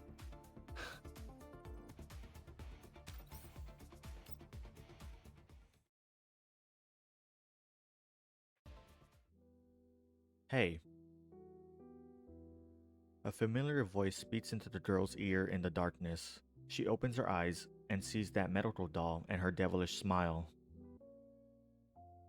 Naturally, she is holding her usual medical cart, with various syringes laid out on it, as well as many unique concoctions which the girl cannot name at the moment. Did I wake you? It's ejection time. It's alright, not like I was actually sleeping anyway. You weren't sleeping? Florence suddenly becomes more alert. I just didn't want to. Why do you have all of these syringes here anyway? All these jabs? It's not like they're doing any good, are they? The girl frowns and looks down, tugging at the hem of her gown. At a glance, what lies beneath are a pair of perfectly ordinary and pretty girl's legs. But on closer inspection, an observer will realize that her body has been forced into an illusion of normalcy. Nobody besides our head physician, Florence, knows exactly what kind of hideously deformed body lurks under her tight bindings. She glances at the motorized wheelchair beside her. The object is practically a second pair of legs for her. Her innate deformities and frail constitution have left her unable to use prosthetic limbs. The various devices attached to the wheelchair have practically turned into an extension of herself. It's a waste for me to still be alive. She knows it's wrong to think that, but she can't help thinking it anyway. The less said about being treated or cured, the better. She knows she doesn't deserve such a good ending. After all, she isn't an amazing person or anything. What should I do? Alright, if the treatment succeeds, I'll give you a reward. How about that? A reward? Upon hearing this, the girl's eyes light up again. Really? Wow, I can't wait. Your last reward left me excited for an entire day. Hehehe, I wonder what kind of reward it'll be. I'm sure it'll be really exciting coming from you, right, Florence? The gloominess on the girl's face has vanished. She hums a nameless song, eagerly awaiting Florence's pre-ejection examination. However, Florence's eyes turn ice cold in an instant. So was this what you were doing when you weren't sleeping? Florence grabs the mud by the girl's bedside table and splashes it on the ground. Its former contents were deep colored fruit juice that radiated an alluring aroma. What the heck? I was going to drink that. Utis contents exceeds the maximum safety dose by 223.8%. Daring today, aren't we? Florence slightly lifts her finger to acquire a sample of the liquid and then shows the scan results to the girl. I guess that counts as praise coming from you? I told you, you can't keep taking you this if you want to get better. I know that. She's clearly aware that taking you this is like trying to quench her thirst with poisoned wine. But for her, working hard to live on is little more than enduring pain today to suffer more tomorrow. Rather than live on like that, perhaps just trying to find pleasure in each day that passes might be a more realistic option. I just want to experience fun things every day, and this is one of them. You mean I can't even do that? Say, Florence, you know everyone's taking this stuff, right? It's not like this is a safe zone or anything. It's perfectly normal here. I've spent 20 years in pain and boredom, so you can't blame me for doing this, right? The girl's hands reflexively tighten around her knees, and she gazes ardently into Florence's eyes. I don't belong in this damn world. For people like us, simply being conscious is the greatest suffering of all. Florence does not reply. Instead, she puts away her syringes and medical apparatus. It seems this treatment session will not be carried out. When you fool your senses with narcotics, you're not seeing the real world, only an illusion. Only an illusion? If life is an illusion, I am no less an illusion, and being thus, the illusion is real to me. Why do I have to be fully conscious of everything? I'm happier, more comfortable like this. I just want to feel better. I'm human, you know. I'm not a doll or an eyelid.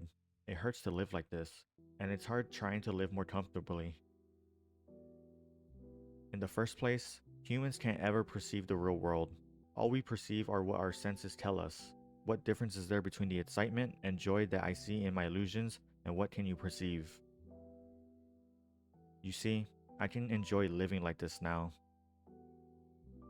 Driven by the intense emotions which fill her, the girl tries to rise, but even getting up is difficult when her lower body is paralyzed. However, the drugs she has taken have inured her to pain and weakness, replaced by a constant feed of dopamine. Hehe, did you know, Florence? This is the real miracle. My pain has all been converted to pleasure. The girl's body trembles, and she gulps down the drool that's been constantly building up. While I don't want to say this again, this is due to cognitive impairment brought about by your severe brain damage. Meanwhile, Florence seems to have grown used to all of this and chuckles nonchalantly. Excessive emotional outbursts aren't good for you. I hope this drug has not completely fried your brain yet and made you forget how you left Mangy's security. Saying so, Florence pushes the medical cart away and prepares to leave the ward. Wait, Florence. The girl grabs Florence's sleeve. You aren't going to punish me? Even if you don't reward me, as long as there's a punishment. The girl's face is flushed and pink. There's no way to tell what she's thinking. Your body can't bear the injections now, otherwise you'll suffer great pain. So much that you might wish you were dead, you know? Or you might just die on the spot. However, this only seems to excite the girl more. She pants heavily and her breathing grows chaotic. Really? Now I'm curious. I want to know just what kind of pain that would be. Even if I died, how would it be any worse than how I'm living now? Hehe.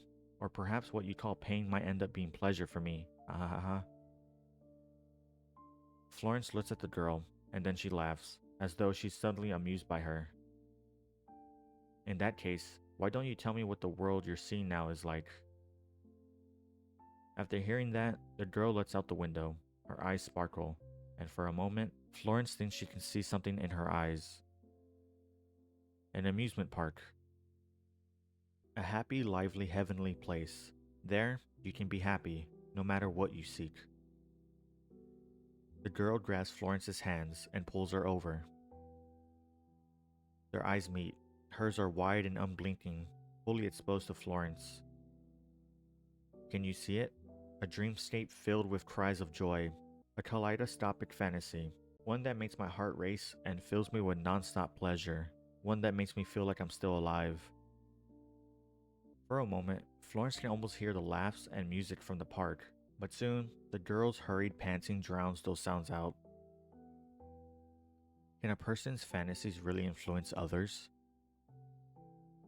A guess that's so bold that even Florence finds it hard to believe begins welling up in her neural cloud. She can clearly feel her clot speed rising and the circulatory fluid's flow rate going up.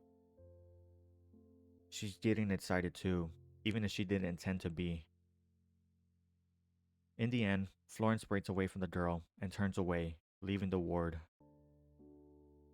On her way out, she notices an amusement park stamp book on the girl's bedside table. It's old, but it's been very well preserved.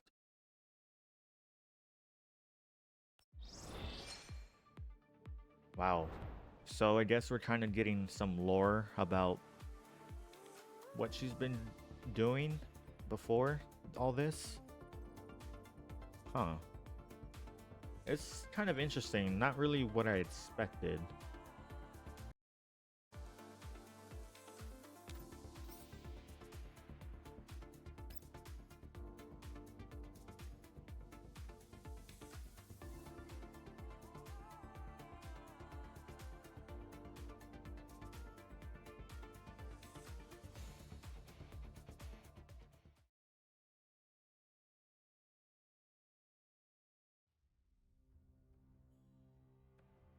Hey, the light is too dazzling for my drowsy brain. It awakens me, but also intensifies the pain in my head. Ah, you're awake at last. I open my eyes and see Florence before me, looking at me with a concerned expression on her face. This scene feels very familiar. Unfortunately, I have a splitting headache and I still remember what she did just now, so I can't bring myself to be as close to her as I was just now. The procedure was very successful, but complete recovery will take time. Procedure? Like what? A surgical procedure? There's a scalpel on the table beside the slab, along with a slew of medical devices whose purpose completely eludes me. I have a pretty good idea of what Florence did while I was unconscious. I try moving my body, and fortunately, everything seems to be working fine. What did you do to me? What else could I do? I'm a medical doll. All I do is provide treatment. Also, I made sure to hold myself back even when I was looking at your sleeping face, Commander. Or are you saying you wanted me to do something to you, Commander? Yes. The headache flares. No. Speaking of which, what exactly did I need treatment for anyway? It's true that she's been giving me plenty of treatment since I came here. First it was feeding me medication, then jabbing me, now it's full on surgery, and she's even treating it like some kind of reward. It was to fix your brain problems, of course. At the very least, I had to make you remember me, Commander. She laughs and draws me closer, radiating goodwill. For a moment, I'm brought back to when I first met her, and all the cruel things she did seem utterly unrelated to her. Well, did you have a dream? Sort of. I rub my temples, and the piercing pain banishes the fog in my brain for a while, allowing me to instantly recall what I saw in my dream. I saw a rundown amusement park, and that stamp book. This stamp book, the one I'm holding now. It was all tattered and filthy. Oh, then did you dream of me, Commander? You were moaning my name the whole time. Moaning You're making that up, aren't you? I think back on what I saw. That vision was incomparably real and complete compared to all the previous times. But soon the brain fog rolls back in, and try as I might, I just can't recall the memory in its entirety. Oh, I was just asking. After all, I would feel terribly alone if only I remembered you while you didn't remember me. I look around. There are medical devices everywhere in the room, but rather than a clinic, all these mysterious chemicals and experimental equipment lining the walls make it look more like a lab. Meanwhile, the area cordoned off by several sheets of white cloth on the other side of the room ought to be a makeshift recovery ward. I can vaguely make out the shapes of patient beds there. What are you looking at? I don't know if she's worried that I found something, but Florence suddenly thrusts her face into mine and blots my line of sight. Where is this place? I decide not to ask her about the cordon area directly and inquire about something else instead. This doesn't look like in the amusement park, and there are no other guests here. It's the manager's private clinic, of course. One of those so-called employees only, no visitors allowed areas. Ah, so it was your room. Yup, so if there's anything you want to do with me here, this is the perfect place for it, you know. Perfect place? Absolutely nobody is going to find us here. She fixes me with an earnest gaze, like she's trying to send some kind of message to me. What could she possibly be getting at? Come on, dude, you're not that dumb. I'll pass. When does the next round start? After thinking briefly, I decide to head to the next attraction instead. I need to learn more through playing the game, so hanging around here won't help. Won't you stay a little longer? It's been so long since we shared a lovey-dovey world for two. You're in such a hurry to leave right after completing your surgery. Take care of your body, okay? Aw, she's so sad. I feel bad for her. Definitely not. Looks like you're more anxious than me, Commander. A massive steel structure looms silently before us. Its metal rails flow smoothly and aesthetically, incorporating steep drops, hard turns, and dizzying spirals, and even a 90-degree direct downward descent. It gleams with a metallic sheen in the sunlight, resembling nothing so much as a tangle of barbed wire. Even the launch mechanism is designed to look like some vast, ferocious beast with its distinct and sharp angles. It's not hard to imagine what kind of sound its engine will make. Ta-da! Commander, come look. This is our most exciting attraction. The Heartbeat Accelerator 9001. Granted, it looks quite impressive, but in the end, it's just a roller coaster. And the most important thing is that it looks completely the same as the Heartbeat Accelerator 9000 that we rode for the first event.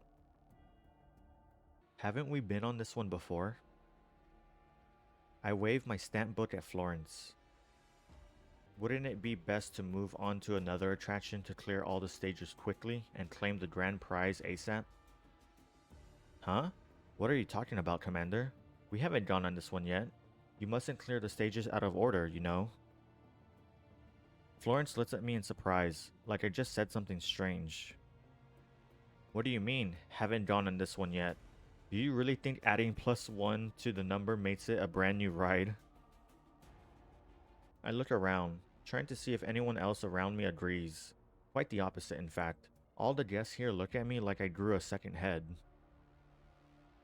What's this guy talking about? We only just arrived at the park, didn't we? Esme, how many times have we gone on this ride now? This ought to be our first time here, right? What are you talking about? We only just came here.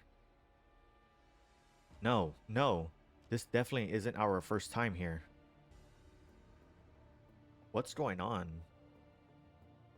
I mean, surely it's no big deal if she's already ridden the roller coaster before, right? Upon seeing the confused look on my face, Florence approaches and speaks quietly to soothe me, but it does nothing to relieve my unease. I mean, surely it's no big deal if she's already ridden the roller coaster before, right? If you enjoyed the ride, then going on it several more times surely wouldn't be an issue. Oh yes, you've ridden it with me a number of times.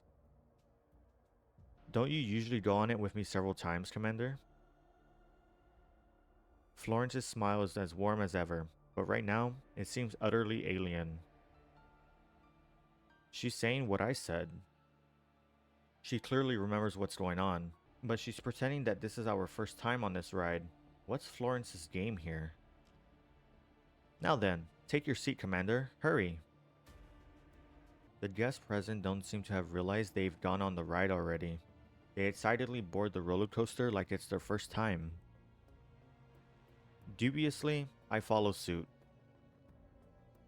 Now then, your seat is here, Commander. Even my place is the exact same as before. I look around, and the others are in practically the same seats as the first time round.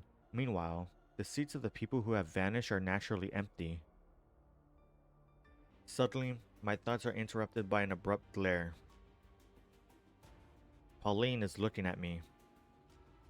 Oh, Commander, what a coincidence. There just so happens to be an empty seat beside you. Sorry, Florence. As Florence prepares to sit down beside me like before, I get up right before she takes her seat and walk over to the woman looking at me as Florence watches in shock. Not going to sit beside Miss Manager? We don't have much time, so I'll just skip that for now. I look at Florence, who is also looking at me. I can't tell what she's thinking from her gaze. I thought she dragged you off for a punishment. I didn't expect to see you again. Pauline's words confirm my guess. Let's get to the point. I don't do pleasantries. We take our seats and do up our safety belts. I deliberately avoid Florence's gaze. I finished this ride once before, but the others seem to have forgotten about this. Is that all? What else should there be? Mia found out about this too, and things didn't end well for her. Looks like you know more than I do. You even remember what happened to Mia. However, Mia went crazy after learning too much and self-destructed. This is clearly not the case for Pauline. Why are you alright? Are you that eager for me to die? I mean, I just want to soak up some, experience for protecting myself. Pauline suddenly smiles, her gaze drifting to the top of the roller coaster in the distance. Don't worry too much. I've been on this roller coaster about a dozen times, and I'm still sitting here perfectly fine. A dozen times? So she didn't die, but she didn't get the full clear prize, and she hasn't left the park all this time? Well, I don't know the exact number, but I don't remember anything from more than a dozen loops ago. It's as though she can sense my confusion, because she speaks in a cool, calm manner, like she's talking about the weather. Go on. One day, during a certain reward time, I began to recall what happened before I came to this park. I slowly realized what was going on. I'm not the only one. Many people have begun waking up too. What? So does that medicine really fix the brain? After suspecting Florence for so long, I'm suddenly at a loss for words. Was she really just giving us medical care? And is this looping amusement park just a psychiatric ward for treating mental patients? Then why is it that everyone, myself included, has fuzzy memories? And that was when the real nightmare started. Pauline seems to have anticipated my reply, because she continues. We began going on the rides in order to chase these brief moments of lucidity, and as a result, we began actively playing the game. That was when the stakes for the attractions began going up, when lives began to be lost. Do you not want to leave this place? Pauline shakes her head. It's not that we don't want to, but we can't. Haven't you realized it yet? There's no way out. What's really strange is that the exits seem to have vanished after you came here. I can kind of guess how she did it. Probably another form of drug. As you can see, that manager is very good at this sort of thing. The drugs damaged our brains, making us see something that isn't really there, and keeping us from finding the way back. When you refuse to play, you won't get your reward. Then your memories become hazy, which makes it even harder to find your way back or even to remember why you need to escape in the first place. But even after playing for so long, I've never been able to truly find a way out of here.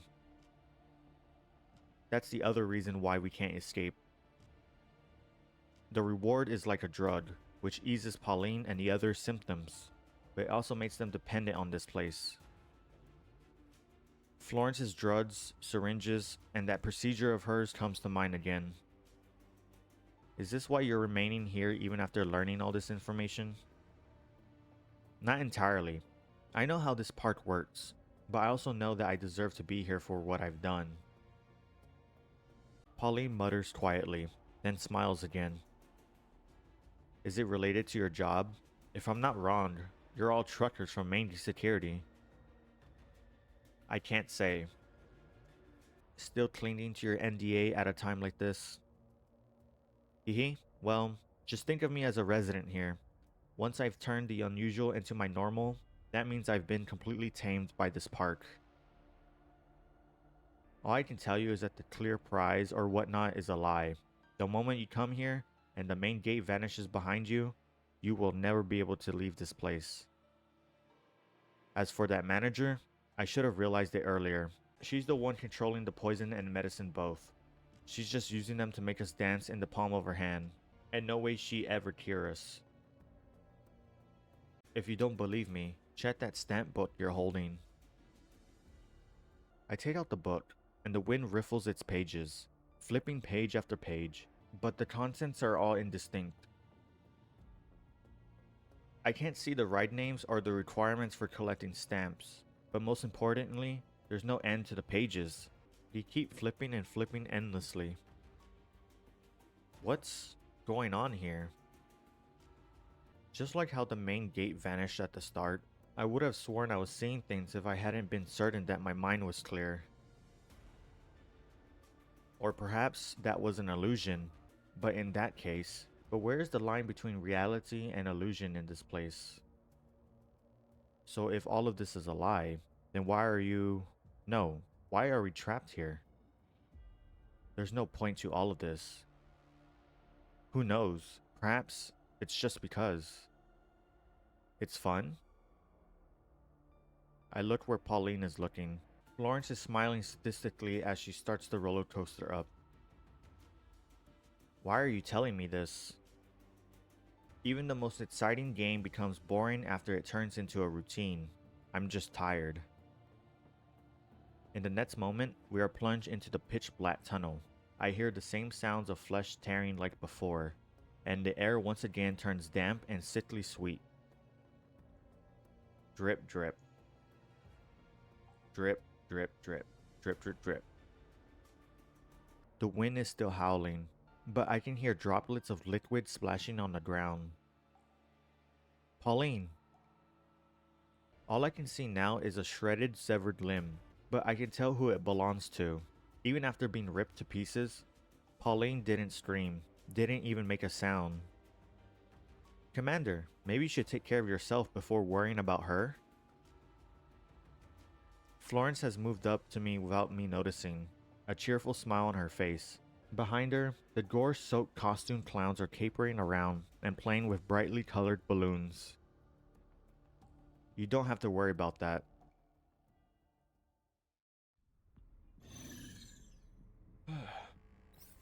And once again, guys, I'm sorry for my voice. I'm sick, I guess. My nose is very stuffy. And it's just a pain to have to read while with a stuffy nose, because as I talk, it just feels like my nose and sometimes my mouth feel like they get clogged up, and it just makes me sound weird. So I'm sorry again if I sound weird. All right. これこれ Got it, got it. 指示を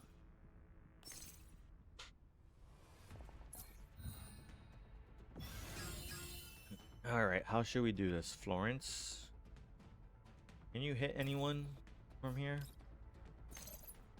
What a shame. 昇進私がですか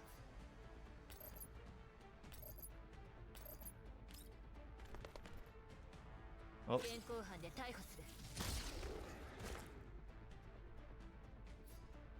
I want Florence to be able to hit さて someone. Oh well. That's. 私の新発見味わってみて。 I thought I chose Florence, but I guess not.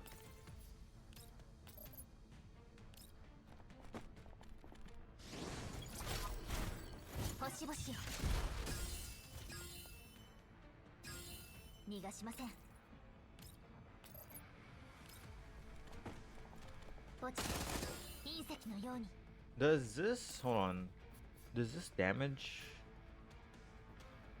No, I think. Yeah. He doesn't really have that many moves that damage people, right? Oh well.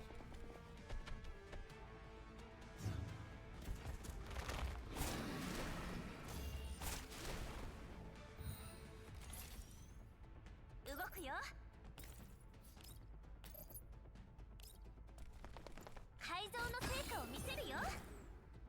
じらさないで。 There we go.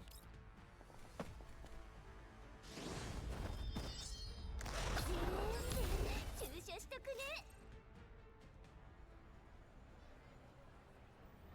Now then, congratulations to our players for completing a course of the Heartbeat Accelerator 9001. As the people around me celebrate their survival, I walk up directly to Florence. We need to talk. Oh, so eager, Commander? But unfortunately, there are no special prizes this time round. There's nothing else I can do. In contrast to her usual antics, Florence turns and makes to leave. Dropping the act now, I open up the stamp book and throw it in front of her. How many more secrets does this amusement park hold? I take a bit step forward, past Florence, and block her path. Going on rides over and over again, losing our memories, never getting the clear prize, this endless game is nothing but a scam. And people have died for this lame scam. Hee hee, forceful, aren't you, Commander? That just excites me even more. Answer my question. However, the world fades into a blur before my eyes. Aw, what a shame. I haven't gotten this hot and bothered in a while, but you folded so quickly. What did you do? This is just because you were too hasty, no? After all, you did just undergo a medical procedure and haven't finished recovering yet.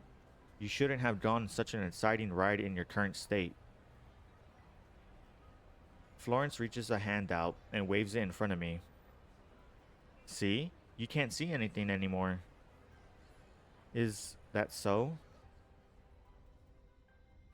My vision steadily returns, but by the time it resolves into clarity, the scene before me is completely different. Just like the illusion from before, I'm seeing that ruined amusement park again. This time, however, every detail is rendered in incredible clarity, to the point where it doesn't seem like an illusion at all. That's right, this is the place. I remember everything now. Huh? So it really is an amusement park. Are those people and the black current all hidden here? 当然の結果だけど、ちょっと物足りないかな。 I'm gonna just say it. She's fucking hot. I'm gonna just say it.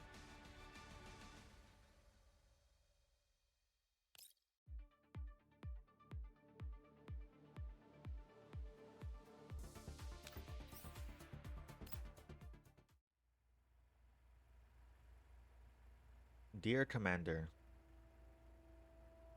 guess who I am? This way of speaking, don't tell me it's... Who let this junk mail pass the filters again? Wait, don't delete this so soon, Commander. This time, it's really important. It's different from all the previous commissions. A shipment of goods from main security went missing along with the personnel accompanying it. Can't they handle it by themselves? Since when did they need a bounty hunter like me to wipe their asses? I'm not interested in dirtying my hands with their affairs. You're probably about to say no, but hold on. Leaving aside the payment for the commission, I promise that finding them before main security has only upsides for you. Oh? I have to admit, this is quite appealing, but if I'm not wrong, this shipment probably contains something of great interest to me. I've already sent the location and important files over. Oh yes, this mission is a little special, so don't bring your dolls along. After all, we haven't seen each other in a while, so let's keep this nice and intimate, shall we? In any case, I'll definitely take responsibility and keep you safe, Commander. Plus, the payment is, you know.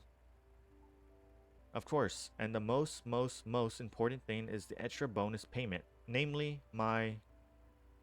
What the hell kind of scam did she get caught up in? While I know exactly who made this commission, it still looks more like some kind of new scam. Unable to bear it any longer, I immediately closed the email. The rest of it is probably some meaningless drivel. Then, I opened the attachment to see what files the client sent. In addition to the coordinates of my destination is a photograph. Huh? So it really is an amusement park. Are those people in the black current all hidden here?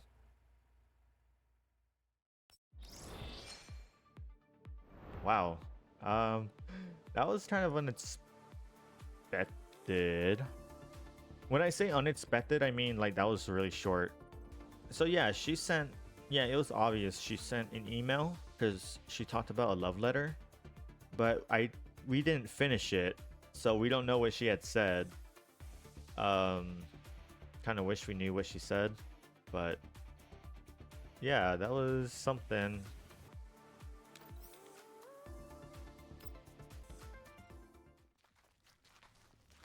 Russell. It is the sound of footsteps, or to be precise, the sound of 10 odd people walking together through this deserted wasteland. Clearly, they have been here for far too long. Their clothes are tattered rags, and their frames are emaciated. Their eyes are sunken and hollow, and their rags are stained in blood. Some of their wounds have scabbed over, others are oozing pus, and there's even one who can't walk, their wheelchair squeaking as they roll along. This so-called amusement park is nothing more than a set of long-abandoned ruins. It's only barely recognizable as having once been an amusement park. While it's hard to recognize them, there's no doubt that these sleepwalkers amidst the ruins are visitors to this amusement park. Like ghosts, they have forgotten their past and are forever trapped here. I've found it at last. Dear guests, thank you for waiting. And now, our next attraction, Sweet Startling Night. Florence's infectiously enthusiastic voice spreads through the air, and these aimless wanderers look like they've received some kind of command, because all of them slowly gather in the building behind Florence. It is a building that is neither scary nor filled with the park spirit. All it has are discolored walls and a metal plaque above its entrance that looks like it's going to fall off at any moment. Meanwhile, Florence is happily explaining the building while these guests who are prepared to enter it eagerly play with the park's attractions. Over and over again, the ride never ends. Now then, since time is tight, let's hurry up and... I'm out. Countless vacant eyes turn to look at me, just like they did to Mia when she tried to stop the other guests from boarding the roller coaster. Meanwhile, these guests come to a halt as well. I can hear them whispering to each other. Well, there's nothing for it. You do realize that even if it's you, you'll have to be punished for interfering with the games, right, Commander? As Florence says this, she gives me a meaningful look. I believe I can understand what she's trying to tell me. Keep talking. You know, I just thought of something very interesting all of a sudden. When you're walking on the street and see many people looking at the sky, what would you do? Look up and see what's in the sky? Even if there's nothing there, there's a subconsciously peer pressure effect generated by this collective behavior that will make you think something is there. At moments like this, adding in a tiny little variable can fool your brain into thinking there is actually something in the sky, even make you believe fervently in some non-existent miracle. Ha ha ha, well, that's quite interesting. As a medical doll, you should understand this phenomenon better than an amateur like me, right? I believe it's called collective hallucination. Hallucination? What does that mean? It means the entire amusement park is nothing but a man-made hallucination. To others, you probably just appear like a bunch of lunatics riding a rust bucket amidst tumbled ruins. Alright, up until just now, I was part of these lunatics, but fortunately nobody came. So we're all seeing the same thing, even communicating with each other without any impediment? Is that even possible? What do you think, Miss Medical Doll? Who knows, but perhaps I could do it? Have some faith in yourself, you already did.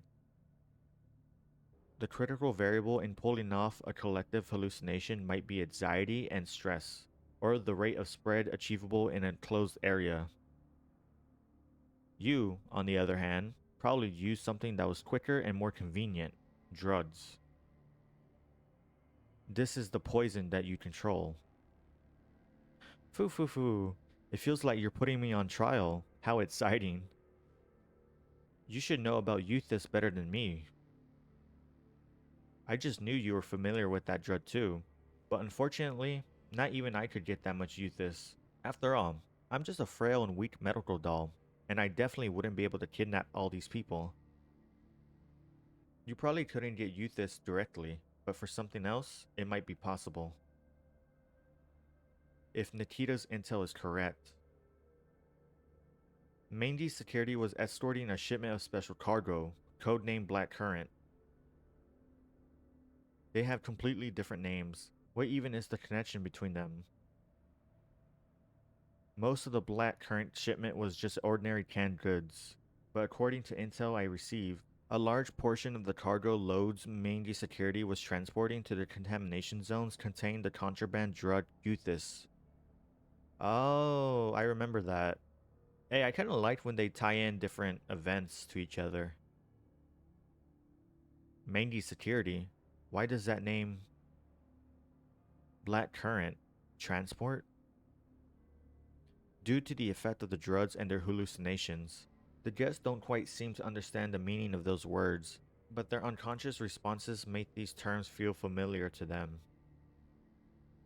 This reaction perfectly validates my guess. And as it turns out, every single guest here besides you and me just so happens to be Mandy Security transport personnel. One could say that it was them who brought a full load of Black Current all the way here to supply both the guests and Euthys for you. And it was you who hijacked their truck right here and used the contraband they were transporting to engineer a collective hallucination, forcing them to go through one game after another. So the events that she was forcing them to roleplay and relive in that haunted house might have been the lead up to the truck hijacked. That's strange. Why are we here? You idiot. Where did you get your license? At this rate, we won't reach LVI 14 even if we drive through the night. How did you even handle all those transport runs with such crappy skills? If you tried that shit in the contamination zone, they'd sue your pants off. Ah, shut the hell up. I'm checking the route now. Damn it, what's going on? Who changed the route and when? Do you know how many shipments we've lost already? If we fuck this run up, we're all going down together. God damn it, who messed with the vehicle auto nav? The route's been messed up ever since we left the warehouse. Bloody hell, who else would touch it besides you? It's my fault. I'm sorry. I messed up. I messed everything up. Esme? Why is it you? What are you doing here? No wonder they were so scared. After all, moving a black current shipment of that scale was not an ordinary assignment. In addition, they were already panicking from messing up the assignment. Combined with the large dose of Euthys you gave them, it's no wonder they became putty in your hands. Even if you're correct about your observations, that's nothing but a sensible sounding supposition, Commander. Perhaps it was the mangy security people dipping into their own product after learning how valuable the shipment was, but then ended up getting stuck here in a hella of their own making. In other words, all of this was nothing more than the result of their own greed, which coincidentally happened to turn into the collective hallucination you were talking about. That sounds like quite a miracle, don't you think? What you say made sense too, and losing the shipment might be nothing more than wordplay to evade responsibility for their actions. But that's just how lies are. To deceive others, one must first deceive themselves. Also, the symptoms of these people don't look like those of Euthys users, even if they are very close. Apart from the hallucinations and severe cognitive impairment, there are also signs of memory loss, poor awareness of time and location, visual and auditory impairment, and other major symptoms. All of these are very rare in Euthys-related reports. Among all of them, you are the only one with the ability to improve on Euthys. Also, you aren't beholden to mangy security. You possess pharmaceutical skills, and you even serve as the park manager to keep up the hallucination. Me? Ha ha ha ha ha, Commander. You seem to have forgotten something. I have no reason to do all this. Florence suddenly laughs, and there's a hint of excitement in her eyes. Exasperation fills my heart. It seems she's completely lost in her role. Or rather, that's what makes me even more certain that it's you. After all, only you would do this sort of thing, right? Orchestrating all of this simply and purely because it was fun, in search of a thrill. Of course, seeking thrills is my core directive, but I'm not that bad, am I? While everything she says is designed to avoid accountability for her actions, her expressions and movements are getting bolder and bolder, to the point where I suspect she's trying to provoke me. It's hard to say. Florence loves excitement and thrills, but that's not the main problem right now. In order to deal with this incident, I need to start by dealing with her. All you need to know is that I and everyone here will no longer be playing this game with you. Florence glances at the blank-eyed visitors, then she gestures grandly, and several robots move up to surround us. Is that so? What a shame, but I can't let the game end yet. You and the others will need to keep us company for a while, Commander.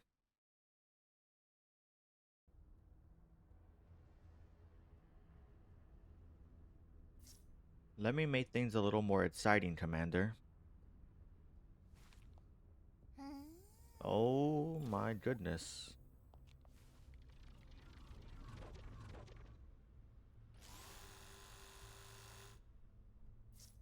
It's time for your correction, Florence. What is that, a Blue Archive reference? Wow. Very cool. What? Blue Archive reference? Oh man, I'm gonna feel so bad. We should have Florence kill Florence. Whoa.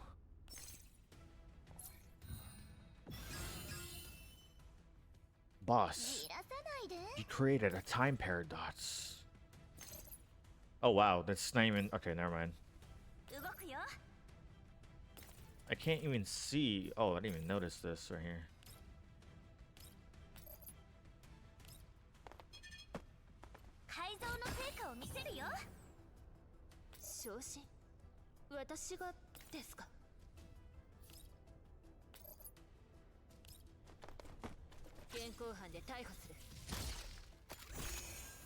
Yeah? Kinda unnecessary, but...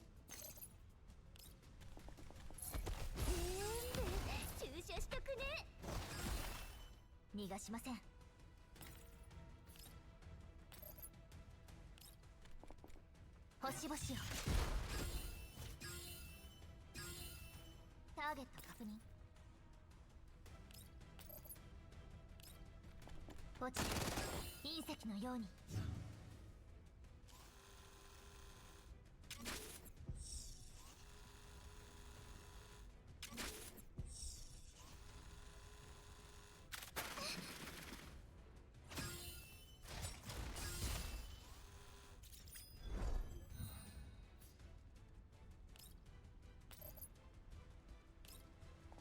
星々よ。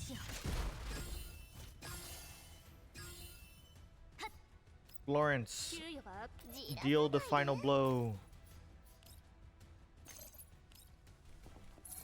全部注射しとくね。 Eek. I lost. Florence slumps to the ground, her body contorted from the excessively difficult pose she's trying to take.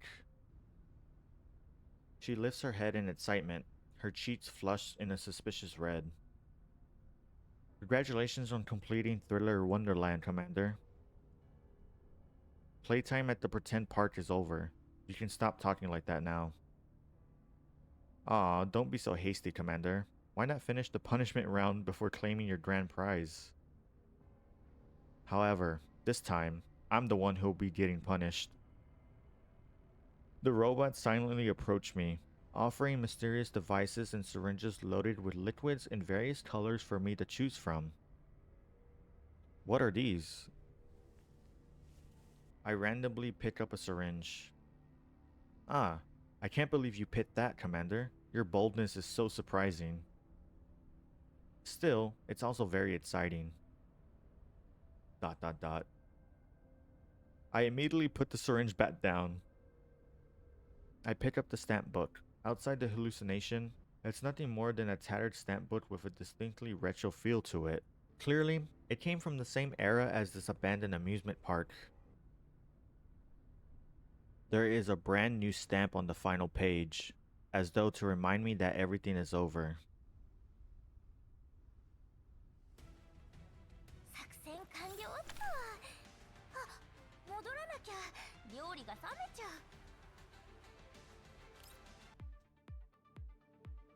Wow. That was interesting. I really love that.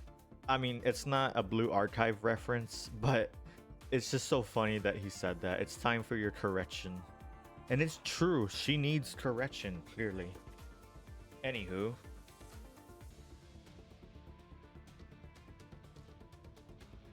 Yo.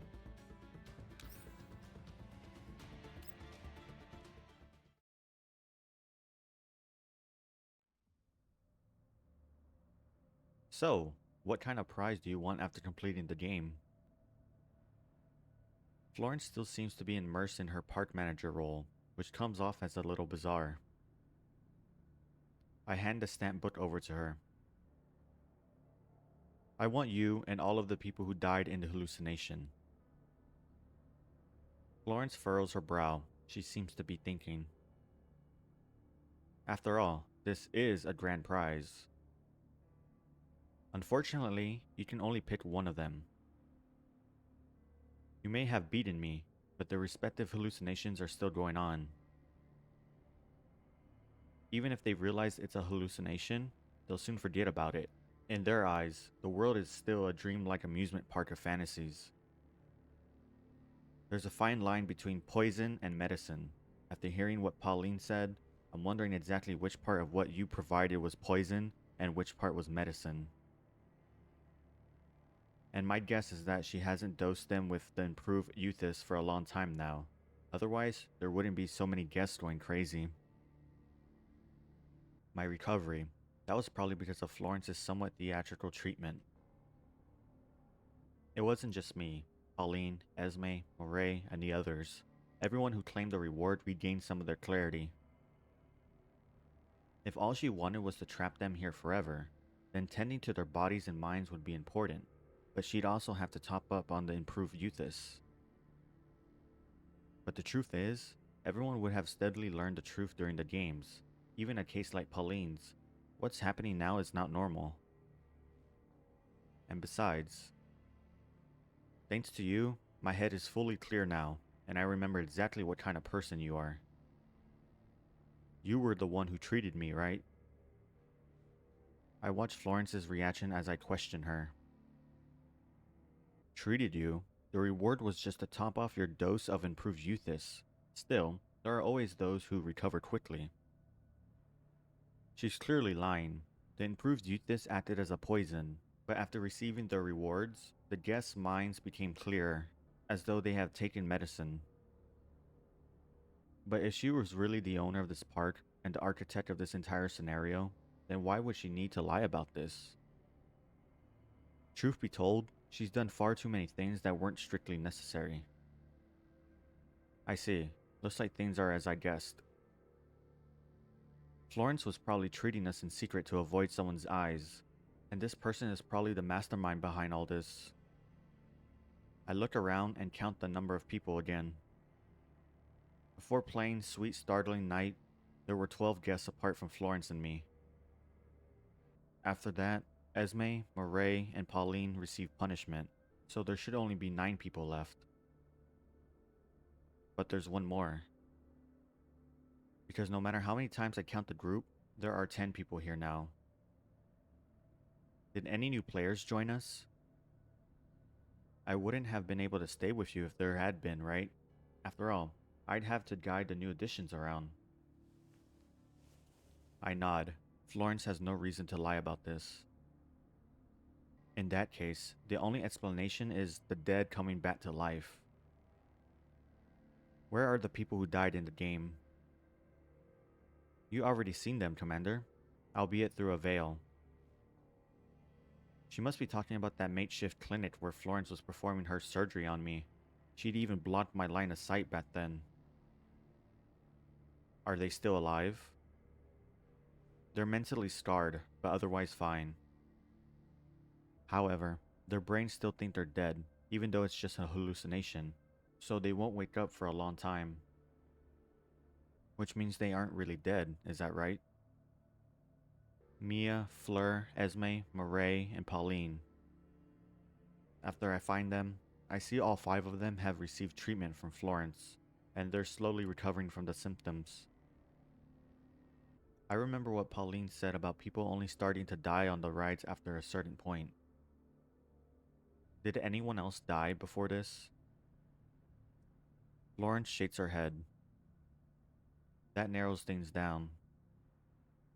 I think I know who it is. Only one person could have done this. Who? Man, I'm trying to figure it out too. I have no idea.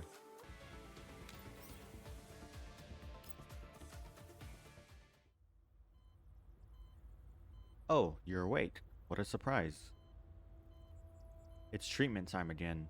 Florence wheels out the usual paraphernalia and stands by the side of the girl's bed. Do I really not wake up that often? Of course. Also, judging from your vital signs, it seems you didn't consume any Euthys today. Florence performs a routine examination of the girl and reads off her parameters. It must have been hard for you to resist the urge, right? As Florence prepares to administer the first of the treatments, the girl shakes her head in silence. Hard? It must be harder for you, isn't it, Florence? After all, you've been caring for me for so long, and yet my body remains like this. The less you think about that, the easier things will be for me. I can heal your body.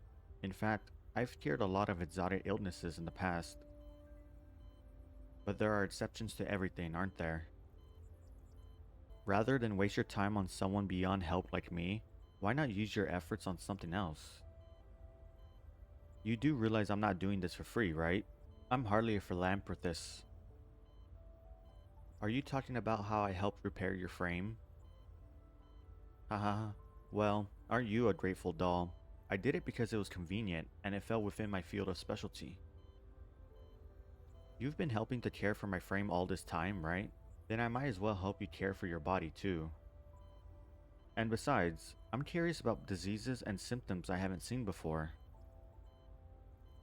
And so, this human and doll who would normally have nothing to do with each other ended up coexisting briefly due to their specialties both lining up. Ha ha ha, that's true. After Florence checks her syringe, she pumps the plunger to get the air bubbles out, flits it to remove any stray droplets, and drives the sharp needle into the girl's skin. Florence, would you like to go with me? To an amusement park, I mean. ... This is the first time she's asked Florence this question, and it catches her off guard. Florence ponders what it could mean, whether for good or ill. The girl grabs Florence's hand mid-ejection. You know I love amusement parks. Oh yes, I almost forgot. You know them better than I do. I can't live without you. Once you make a full recovery, I'll take you to one. You're lying. You're lying to me, aren't you? But it's alright. Even if you're always lying to me, I'll always welcome you to my park. Florence, I'll be bringing you to my amusement park soon. Something's wrong. A strange feeling suddenly rises from the depths of Florence's neural cloud and spreads throughout the rest of her body. This should be an ordinary conversation, but in that instant, Florence feels that she's frozen solid. No, she's not frozen. Rather, she can't move. It's as though Florence has broken down, and no matter how hard she tries, that hand of hers is frozen halfway through depressing the plunger of her syringe. Huh? And it won't just be you. Many, many more people will come to my amusement park. Don't worry, I'll play with all of you. Your amusement park? It isn't just her fingers either. It is then that Florence realizes that every single part of her has been forced to a halt. She can't even speak normally. That's right, mine. My amusement park. What have you done to me? The girl ignores Florence's choppy speech, and her pretty face twists up. I guarantee that this will be the most interesting and exciting amusement park in the world. Let's enjoy it together, shall we? Even though she's never actually been to an amusement park before, her delusions drive her to utter such crazy things. I guarantee you'll be satisfied with your experience. After all, we're the same, you and I. Isn't that right, Florence? ...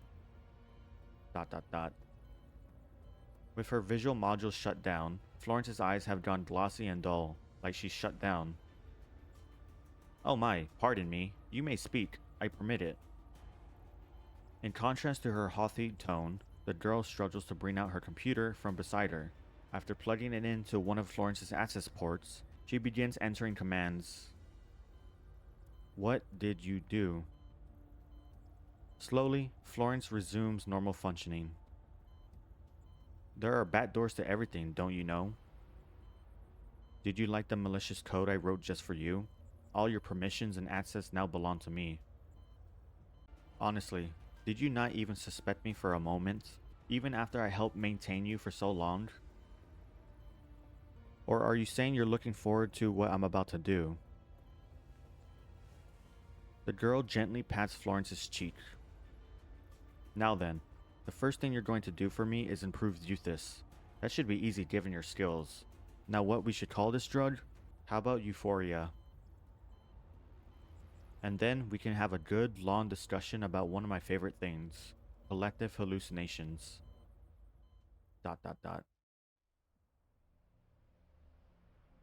There'll be a shipment of product coming through here soon. This is our only chance. If you insist on carrying out such a bold plan, I can't guarantee success. You do realize that telling me the odds of failure only excites me more, right? And besides, it's not like you can refuse my commands either, can you?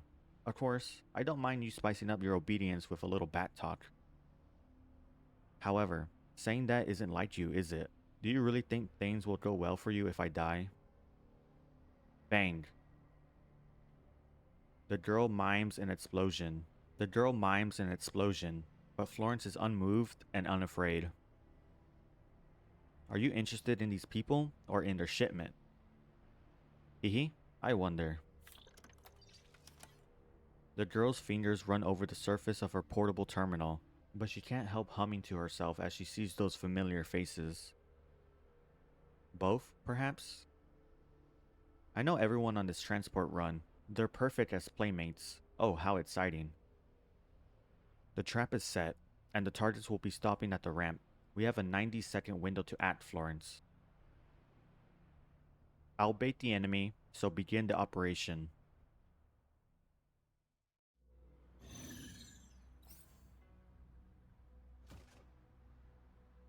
Oh. じゃあ始めよっか。 Oh, they're letting us use Florence. See, this is what I'm talking about. They should do this more often so that we can, like, you know, get a feel for the character if we haven't pulled them yet. I know they did it with Belka, but it was only for that one mission, and it wasn't even like a battle mission. It was more just like go from point A to point B.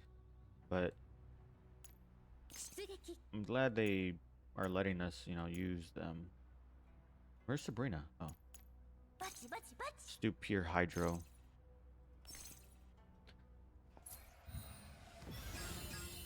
I still need to learn Florence. Oh wow, she has わかりました。 a lot. それ。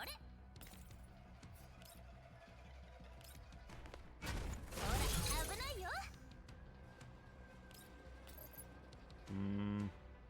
Yeah, why not? 改造の成果を見せ。はい。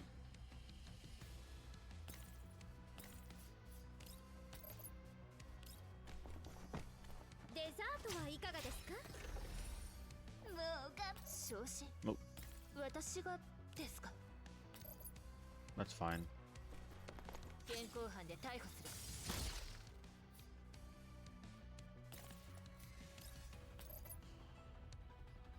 Actually, you know what? I'm gonna leave that for Florence.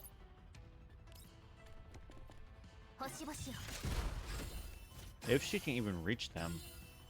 逃がしません。落ちて隕石のように。 Okay, never mind. She can't. Oh no, you can.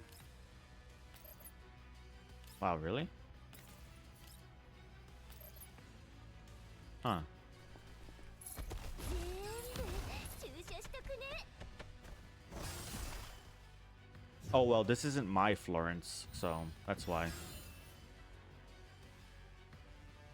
ほら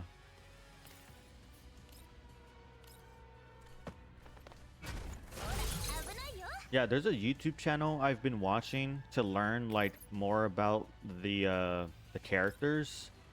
I don't remember the name of it. 始めてね。 給与が上がるんですか。 Or it's not that I don't know the name of it, it's just I don't know how to pronounce it. It's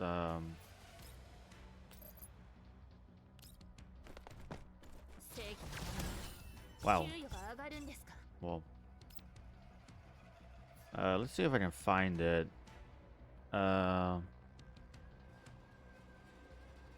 Alchrist, I think. I don't know the name of it, how to pronounce the names, but I'll be sure to put it on screen right now. 星々を砕け散れ。はっ。これがあなたの最後の輝き。 But yeah, they basically do like guides on characters, and they're really good. I love them. はい。 Like they make it easier to understand. Like they talk about like team composition, attachments, rotation, like skill rotations. もう我慢できない。 Yeah, that's pretty good. I highly recommend them. I'll be sure to put it on screen. That way you can see who I'm talking about, and I'll put a link in I'll put a link in the description. Man, I can't talk. 給与が上がるんですか。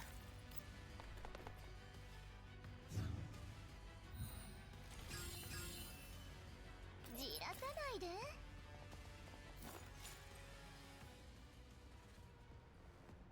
Haha. Ha ha ha ha ha. Dot dot dot. Not exciting enough? It was close, but we did it in the end, Florence. And now, everything is ready. The new drug, the park, and the first batch of guests. With these, Thriller Wonderland opens its doors. 想より早く終わりましたね。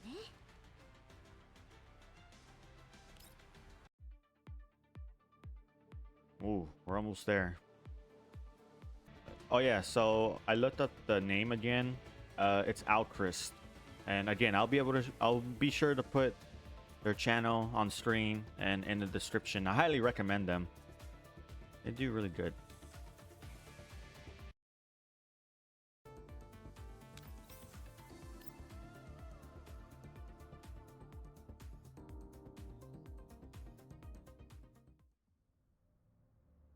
We pass a rust-mottled roller coaster.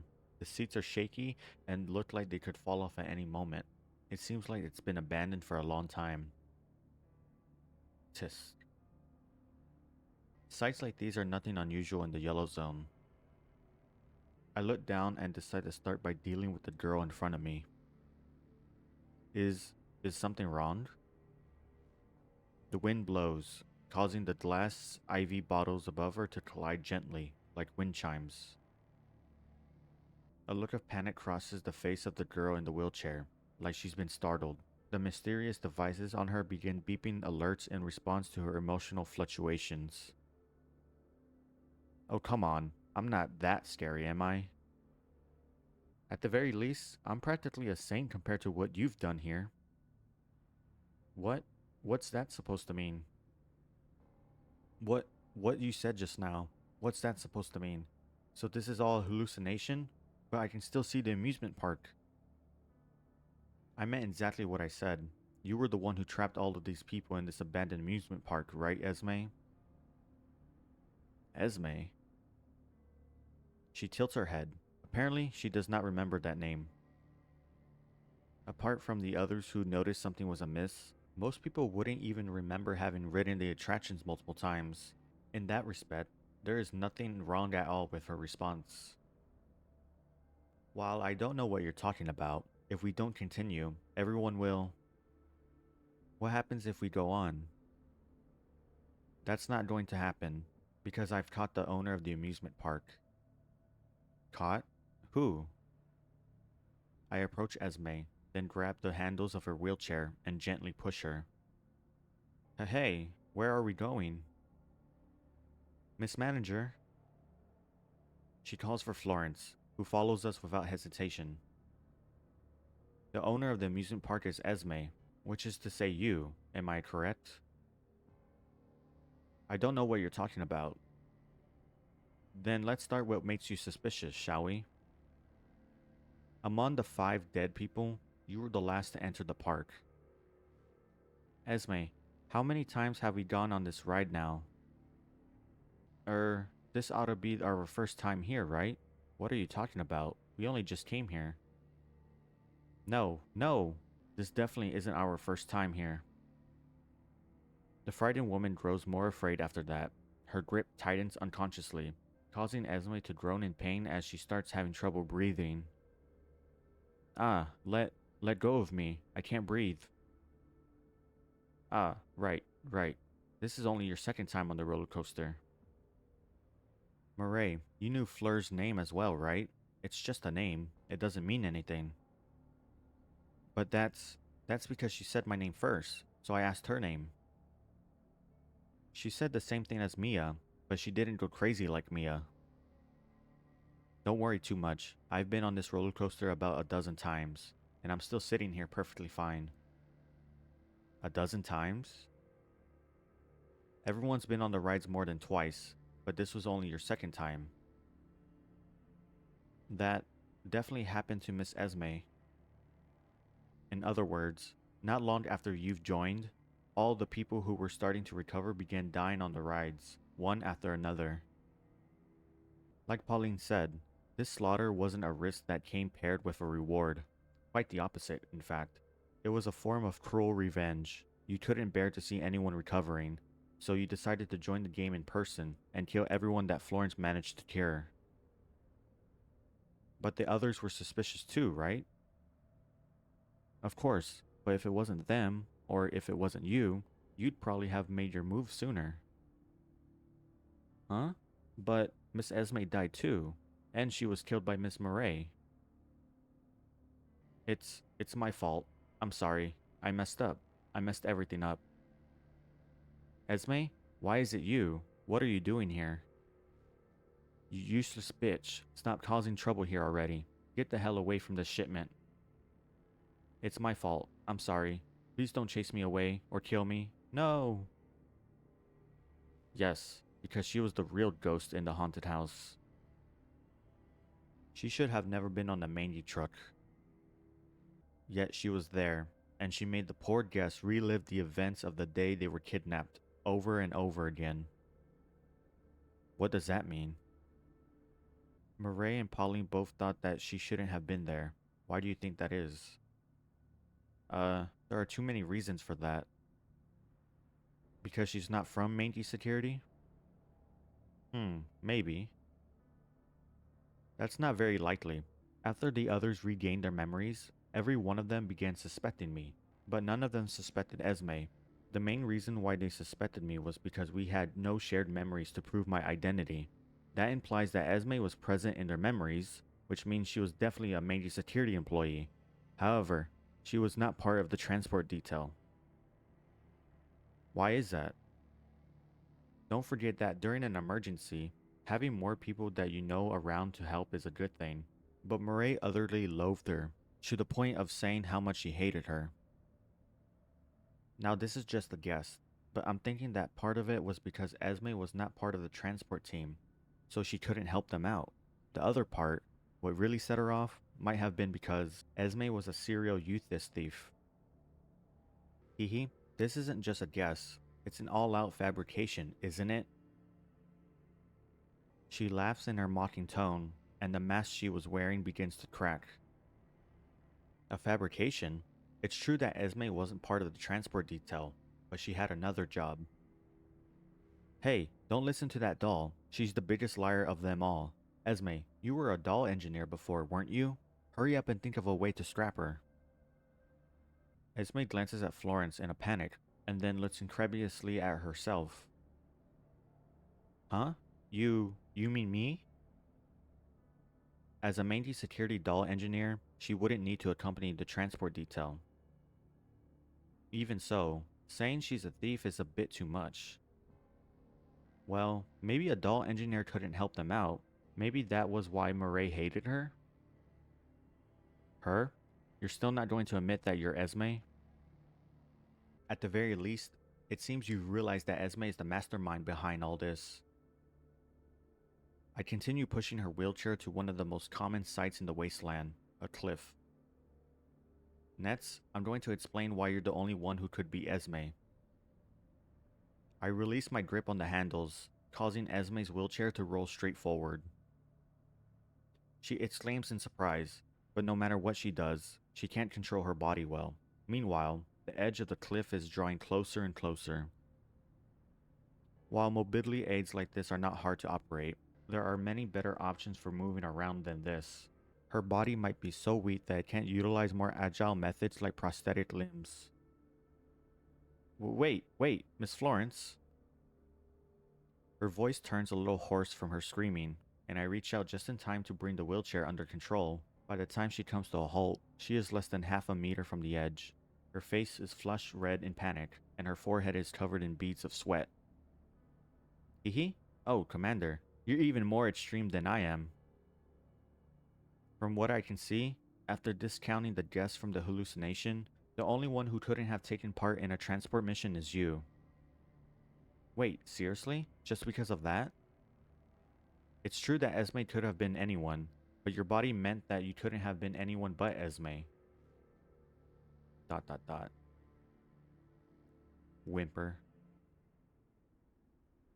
Esme looks like she's about to cry, but there's a hint of a smile on her face. Sorry, but after hearing what you said, I realized it too. It seems I really am Esme.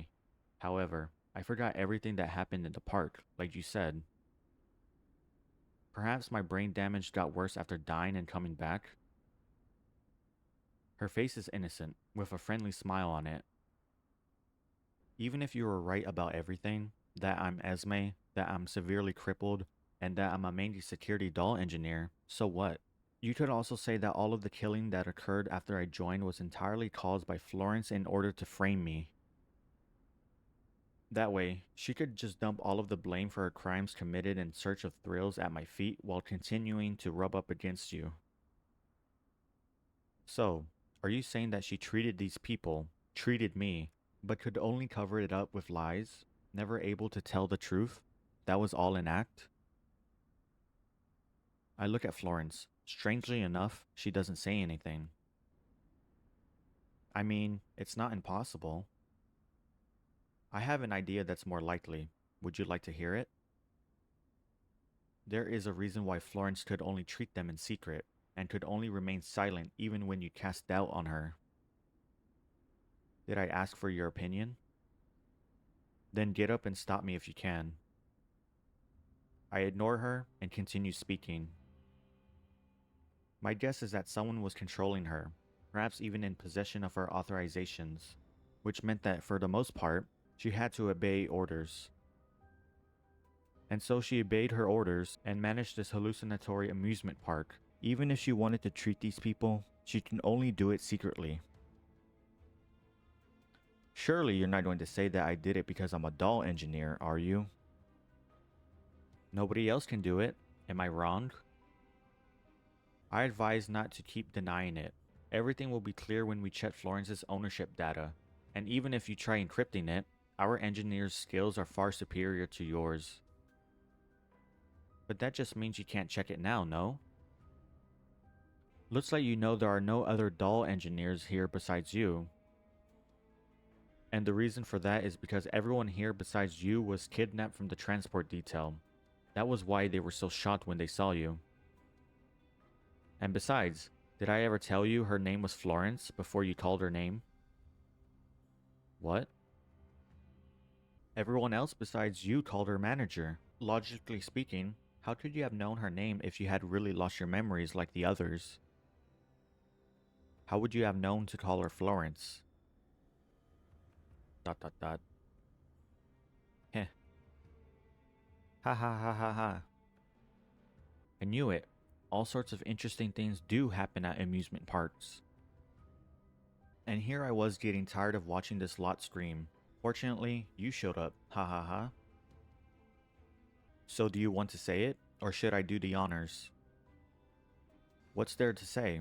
Yes, I kidnapped Florence, made her modify Euthys for me, and then kidnapped these old friends of mine who all deserved it, mind you, and had them play with me instead of smuggling contraband. Pretty fun, all things considered. So they deserve to die? What about yourself?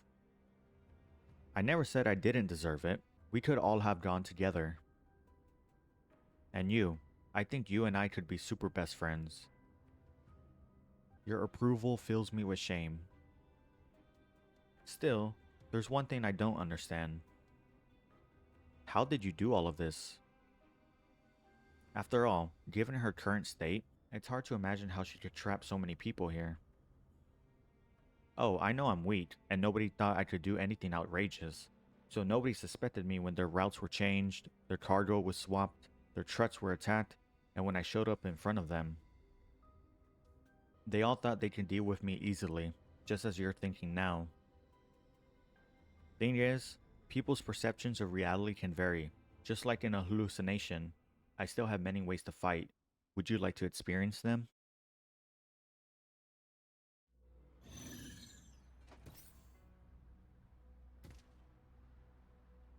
Ooh. That's like setting up for a AoE attack right there. 指示を。バチバチバチ。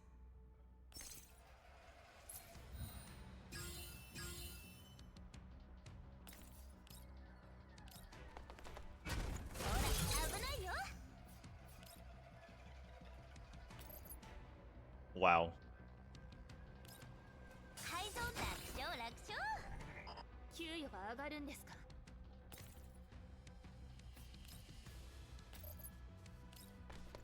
現行犯で逮捕する。No, she can't reach. Can you hit him from there, though? よー Oh, it's over. Oh, never mind. 砕け散る。逃がしません。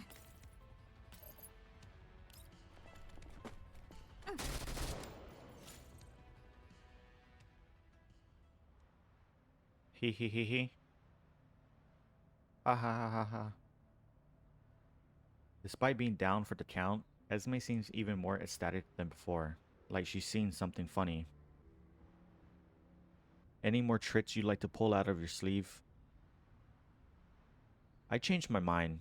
Why don't you stay behind and keep playing with me? If you do that, I'll guarantee that these people will make it back in a healthy, sane state. How about that? You have no grounds to be talking terms with me. I'll be taking everyone with me when I go, including Florence and you. Oh, are you going to punish me? How exciting. Speaking of Florence, I'd like to ask about something. How did you come to your senses? There are back doors to everything. You ought to know that better than me. Florence has always been trustworthy. 当然の結果だけど、ちょっと物足りないかな。Ooh, final battle. Let's go.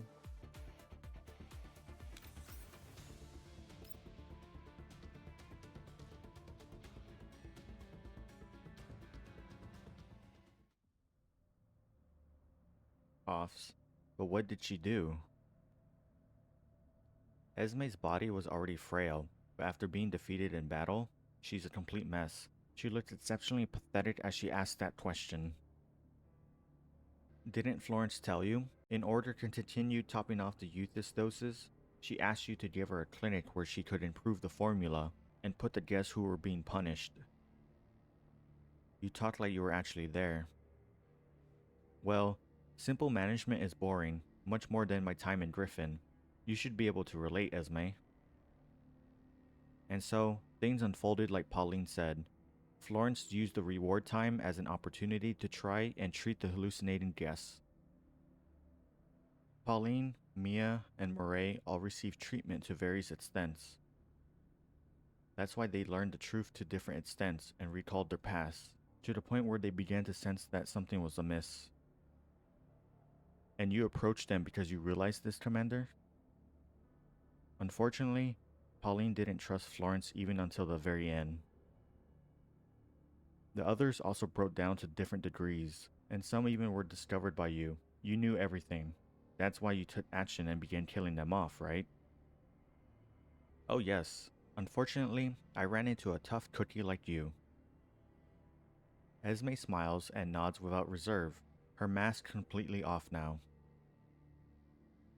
Florence was the one who asked me for help. To be precise, I came here to help her. Only a patient as cooperative as the commander, possessing great willpower and willingness to work with their physician, could complete the full course of treatment.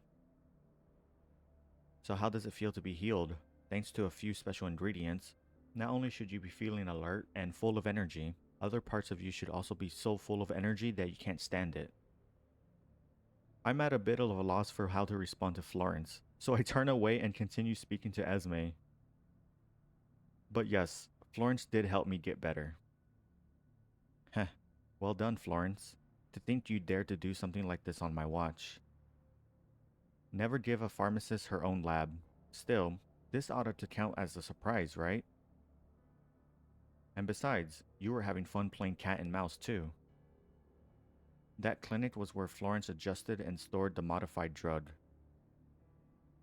And if I'm not wrong, I only gave her permission to inject the modified Euthys, right?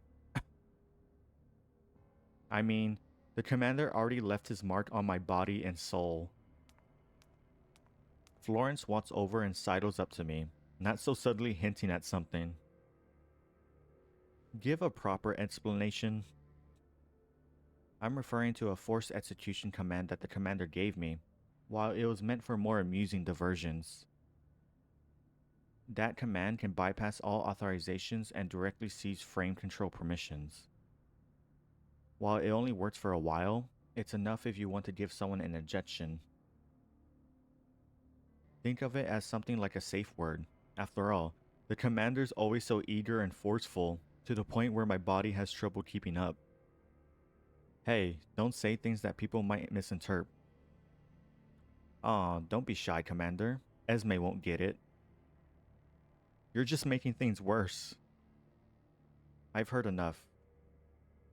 Everything is clear now. In short, you betrayed me, didn't you, Florence? Betray? That's not the word you should be using when it comes to me, is it? You should have known this from the moment you hijacked control of my body. Isn't an outcome like this exactly what you wanted? I wasn't part of the hallucination, and frankly speaking, I was getting sick of watching you all freak out. Are you not entertained? You should be creaming yourself right now. Oh my god. Hehehe. Yes, I am, but it would be terribly unfair to hoard all the fun to myself. With the last of her strength, Esme bangs on a console beside her. Stop! I draw my gun and fire 3 shots in rapid succession at the device, but it seems she didn't enter a command, only pushed a button before slumping into her wheelchair like she's given up on everything. She doesn't even react when the bullets punch through the console and shower her in sparks. ... Beside me, Florence is clearly on the verge of blue screening. Her various modules are in various stages of shutdown. Her eyes are unfocused and she can't speak. It's a neurocloud delete command. If I'm not wrong, she hasn't been backed up in a long time. Are you fucking insane? There's no stopping it. After all, you just shot up the one thing that could influence her neurocloud. Now even I can't stop it. Why don't you kill me? Kill a shitty human being like me for the sake of a robot. Or no, even if you don't do anything, I might die soon enough anyway. Isn't that right? First off, you can shut down now. I'm not interested in listening to the confessions of the defeated and whatever tragic backstory you have that you're using as an excuse to commit crimes. Secondly, I'm not interested in judging anyone, so I'm not going to do anything to you for the time being. And finally, you've piled up so many sins that destroying a single doll is a drop in the bucket for you, so don't try to draw false equivalencies here. That said, I'll make sure you get what you deserve. I guarantee it. Oh, don't worry. Doesn't she have that? What did you call it? That safe word? Do your best, Florence. Show me just how you'll protect your neurocloud now.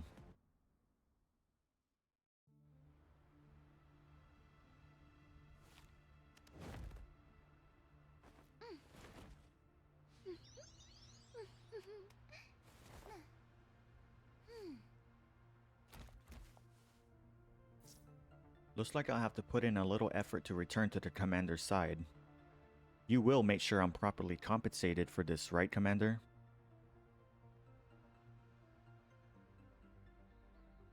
Of course. I'll make damn sure you're compensated. Yeah. There's a little thing over here. I'm gonna go get it. So I'm gonna have these two go this way because they have more more mobility. And I'll just have these two go this way.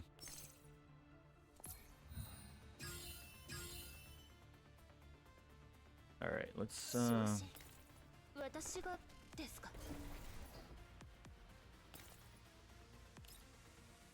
that's a good spot.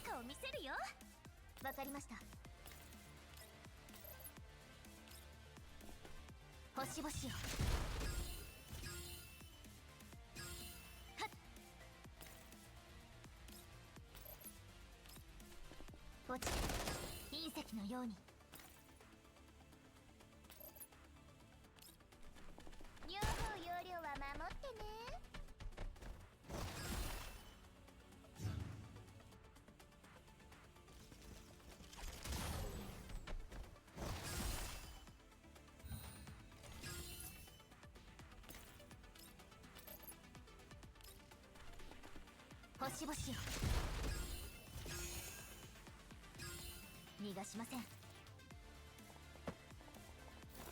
Nice. 落ちて砕け散れ。もう我慢できない。さて、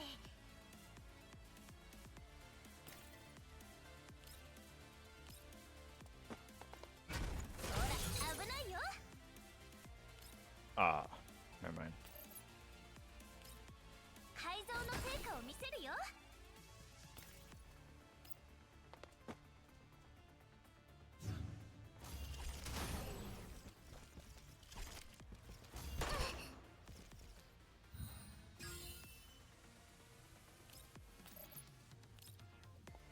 星々を。はっ。もう我慢できない。 Oh man. Oh well. 両方容量は守ってね。 正義の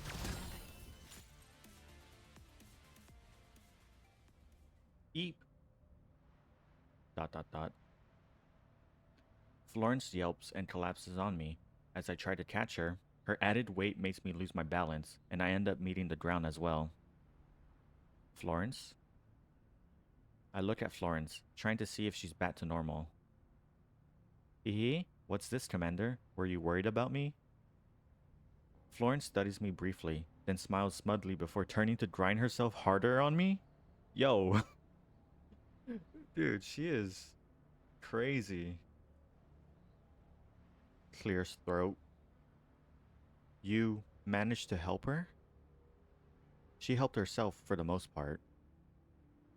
Esme's body is at the end of its tether, and her voice is barely above a whisper. It is a reminder that not everything is over. Even Florence is back to normal. If you're fine, you can get off me now. Her response makes me certain that she's fine. Together, we help Esme up as we wait for the Elmo to arrive. So what do you plan to do now? Well, as a medical doll, what else can I do? Florence's thoughts are the same as mine. No matter what the people here did, we have no intention of passing judgment on them. Once they're treated, we will have nothing further to do with each other. However, these contraband drugs, however little there is left of them, are taken by Florence as research samples. Don't you feel happy to have survived such a big incident? I don't know if we can consider this a success. I feel more worried than happy. I suppose it was quite an exciting experience for us. So would it kill you to enjoy it a little more? And besides, it would have been fine if I had really been destroyed. After all, sacrificing themselves for humanity is a doll's purpose. Florence stands up and heads back to the clinic. That said, I'm going to cure these people first. I suddenly recall everything Florence did and said during the reward time segment earlier. Your treatment methods seem a little questionable. What are you thinking, Commander? All that was special service for you. So all of that unnecessary crap was just your sick fetish? Still, perhaps it was all a hallucination, and all Florence did was just a simple injection. Commander, are you saying that I was so seductive and charming in the hallucination that you finally fell for me? Even if that was the case, it was just an illusion. Well, we can't truly perceive the real world. All we know is what our senses tell us. That being the case, there's no harm in treating our dreams as reality, no? After all, in the end, the only thing we have are our memories. Saying so, Florence suddenly presses up against me and takes my hand before dragging me into the clinic with her. So let's start by finishing the treatment. Will that include Esme? Her treatment won't be as pleasant. Oh yes. Florence looks up at me, that familiar foxy smile on her face. Still, if you miss reward time so badly, then when we get back to the Elmo, I can let you experience the true meaning of special service. I promise that it will feel much, much better than this. And you can experience it if you give me a lab of my own. You will, won't you?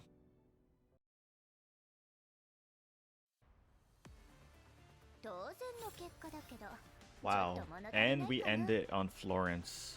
Very nice.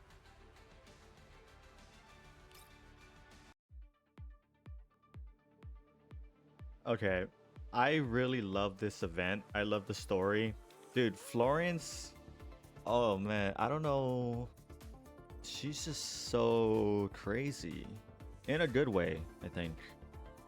Um I honestly did not know. I mean, I saw her trailer and all that, you know, on the Girls Frontline YouTube channel. You know, so I had an idea of the type of character she was, but just seeing it firsthand and just how, like, you know, what is it? Oh, it says PA15 on the top right. I just noticed that. That's cool.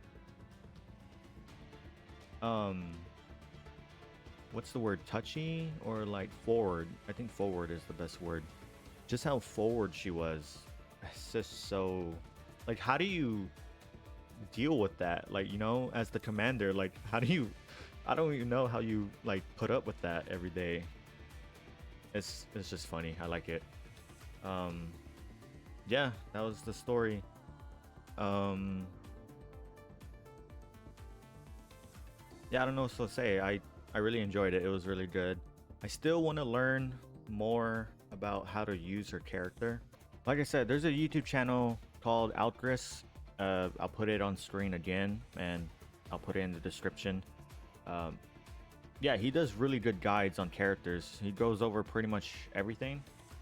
I don't know if he's doing anything with the remolding pattern stuff, but yeah, he just released, well, not just released, but the recent video was about Florence, so I'll be watching that to try to learn, because I really do want to learn all these characters and maybe use them every now and then. But yeah, overall, really enjoyed the story. I really love the character. If you made it this far into the video, or if you watched the whole thing, hey, I really appreciate it. Let me know in the comments that you made it this far. I'm really curious if there's people that will be willing to watch these long videos. But anyway, like the video if you liked it, you know, do all that stuff, comment, you know, saying you made it up to this point, and I'll see you in whatever video I see you in.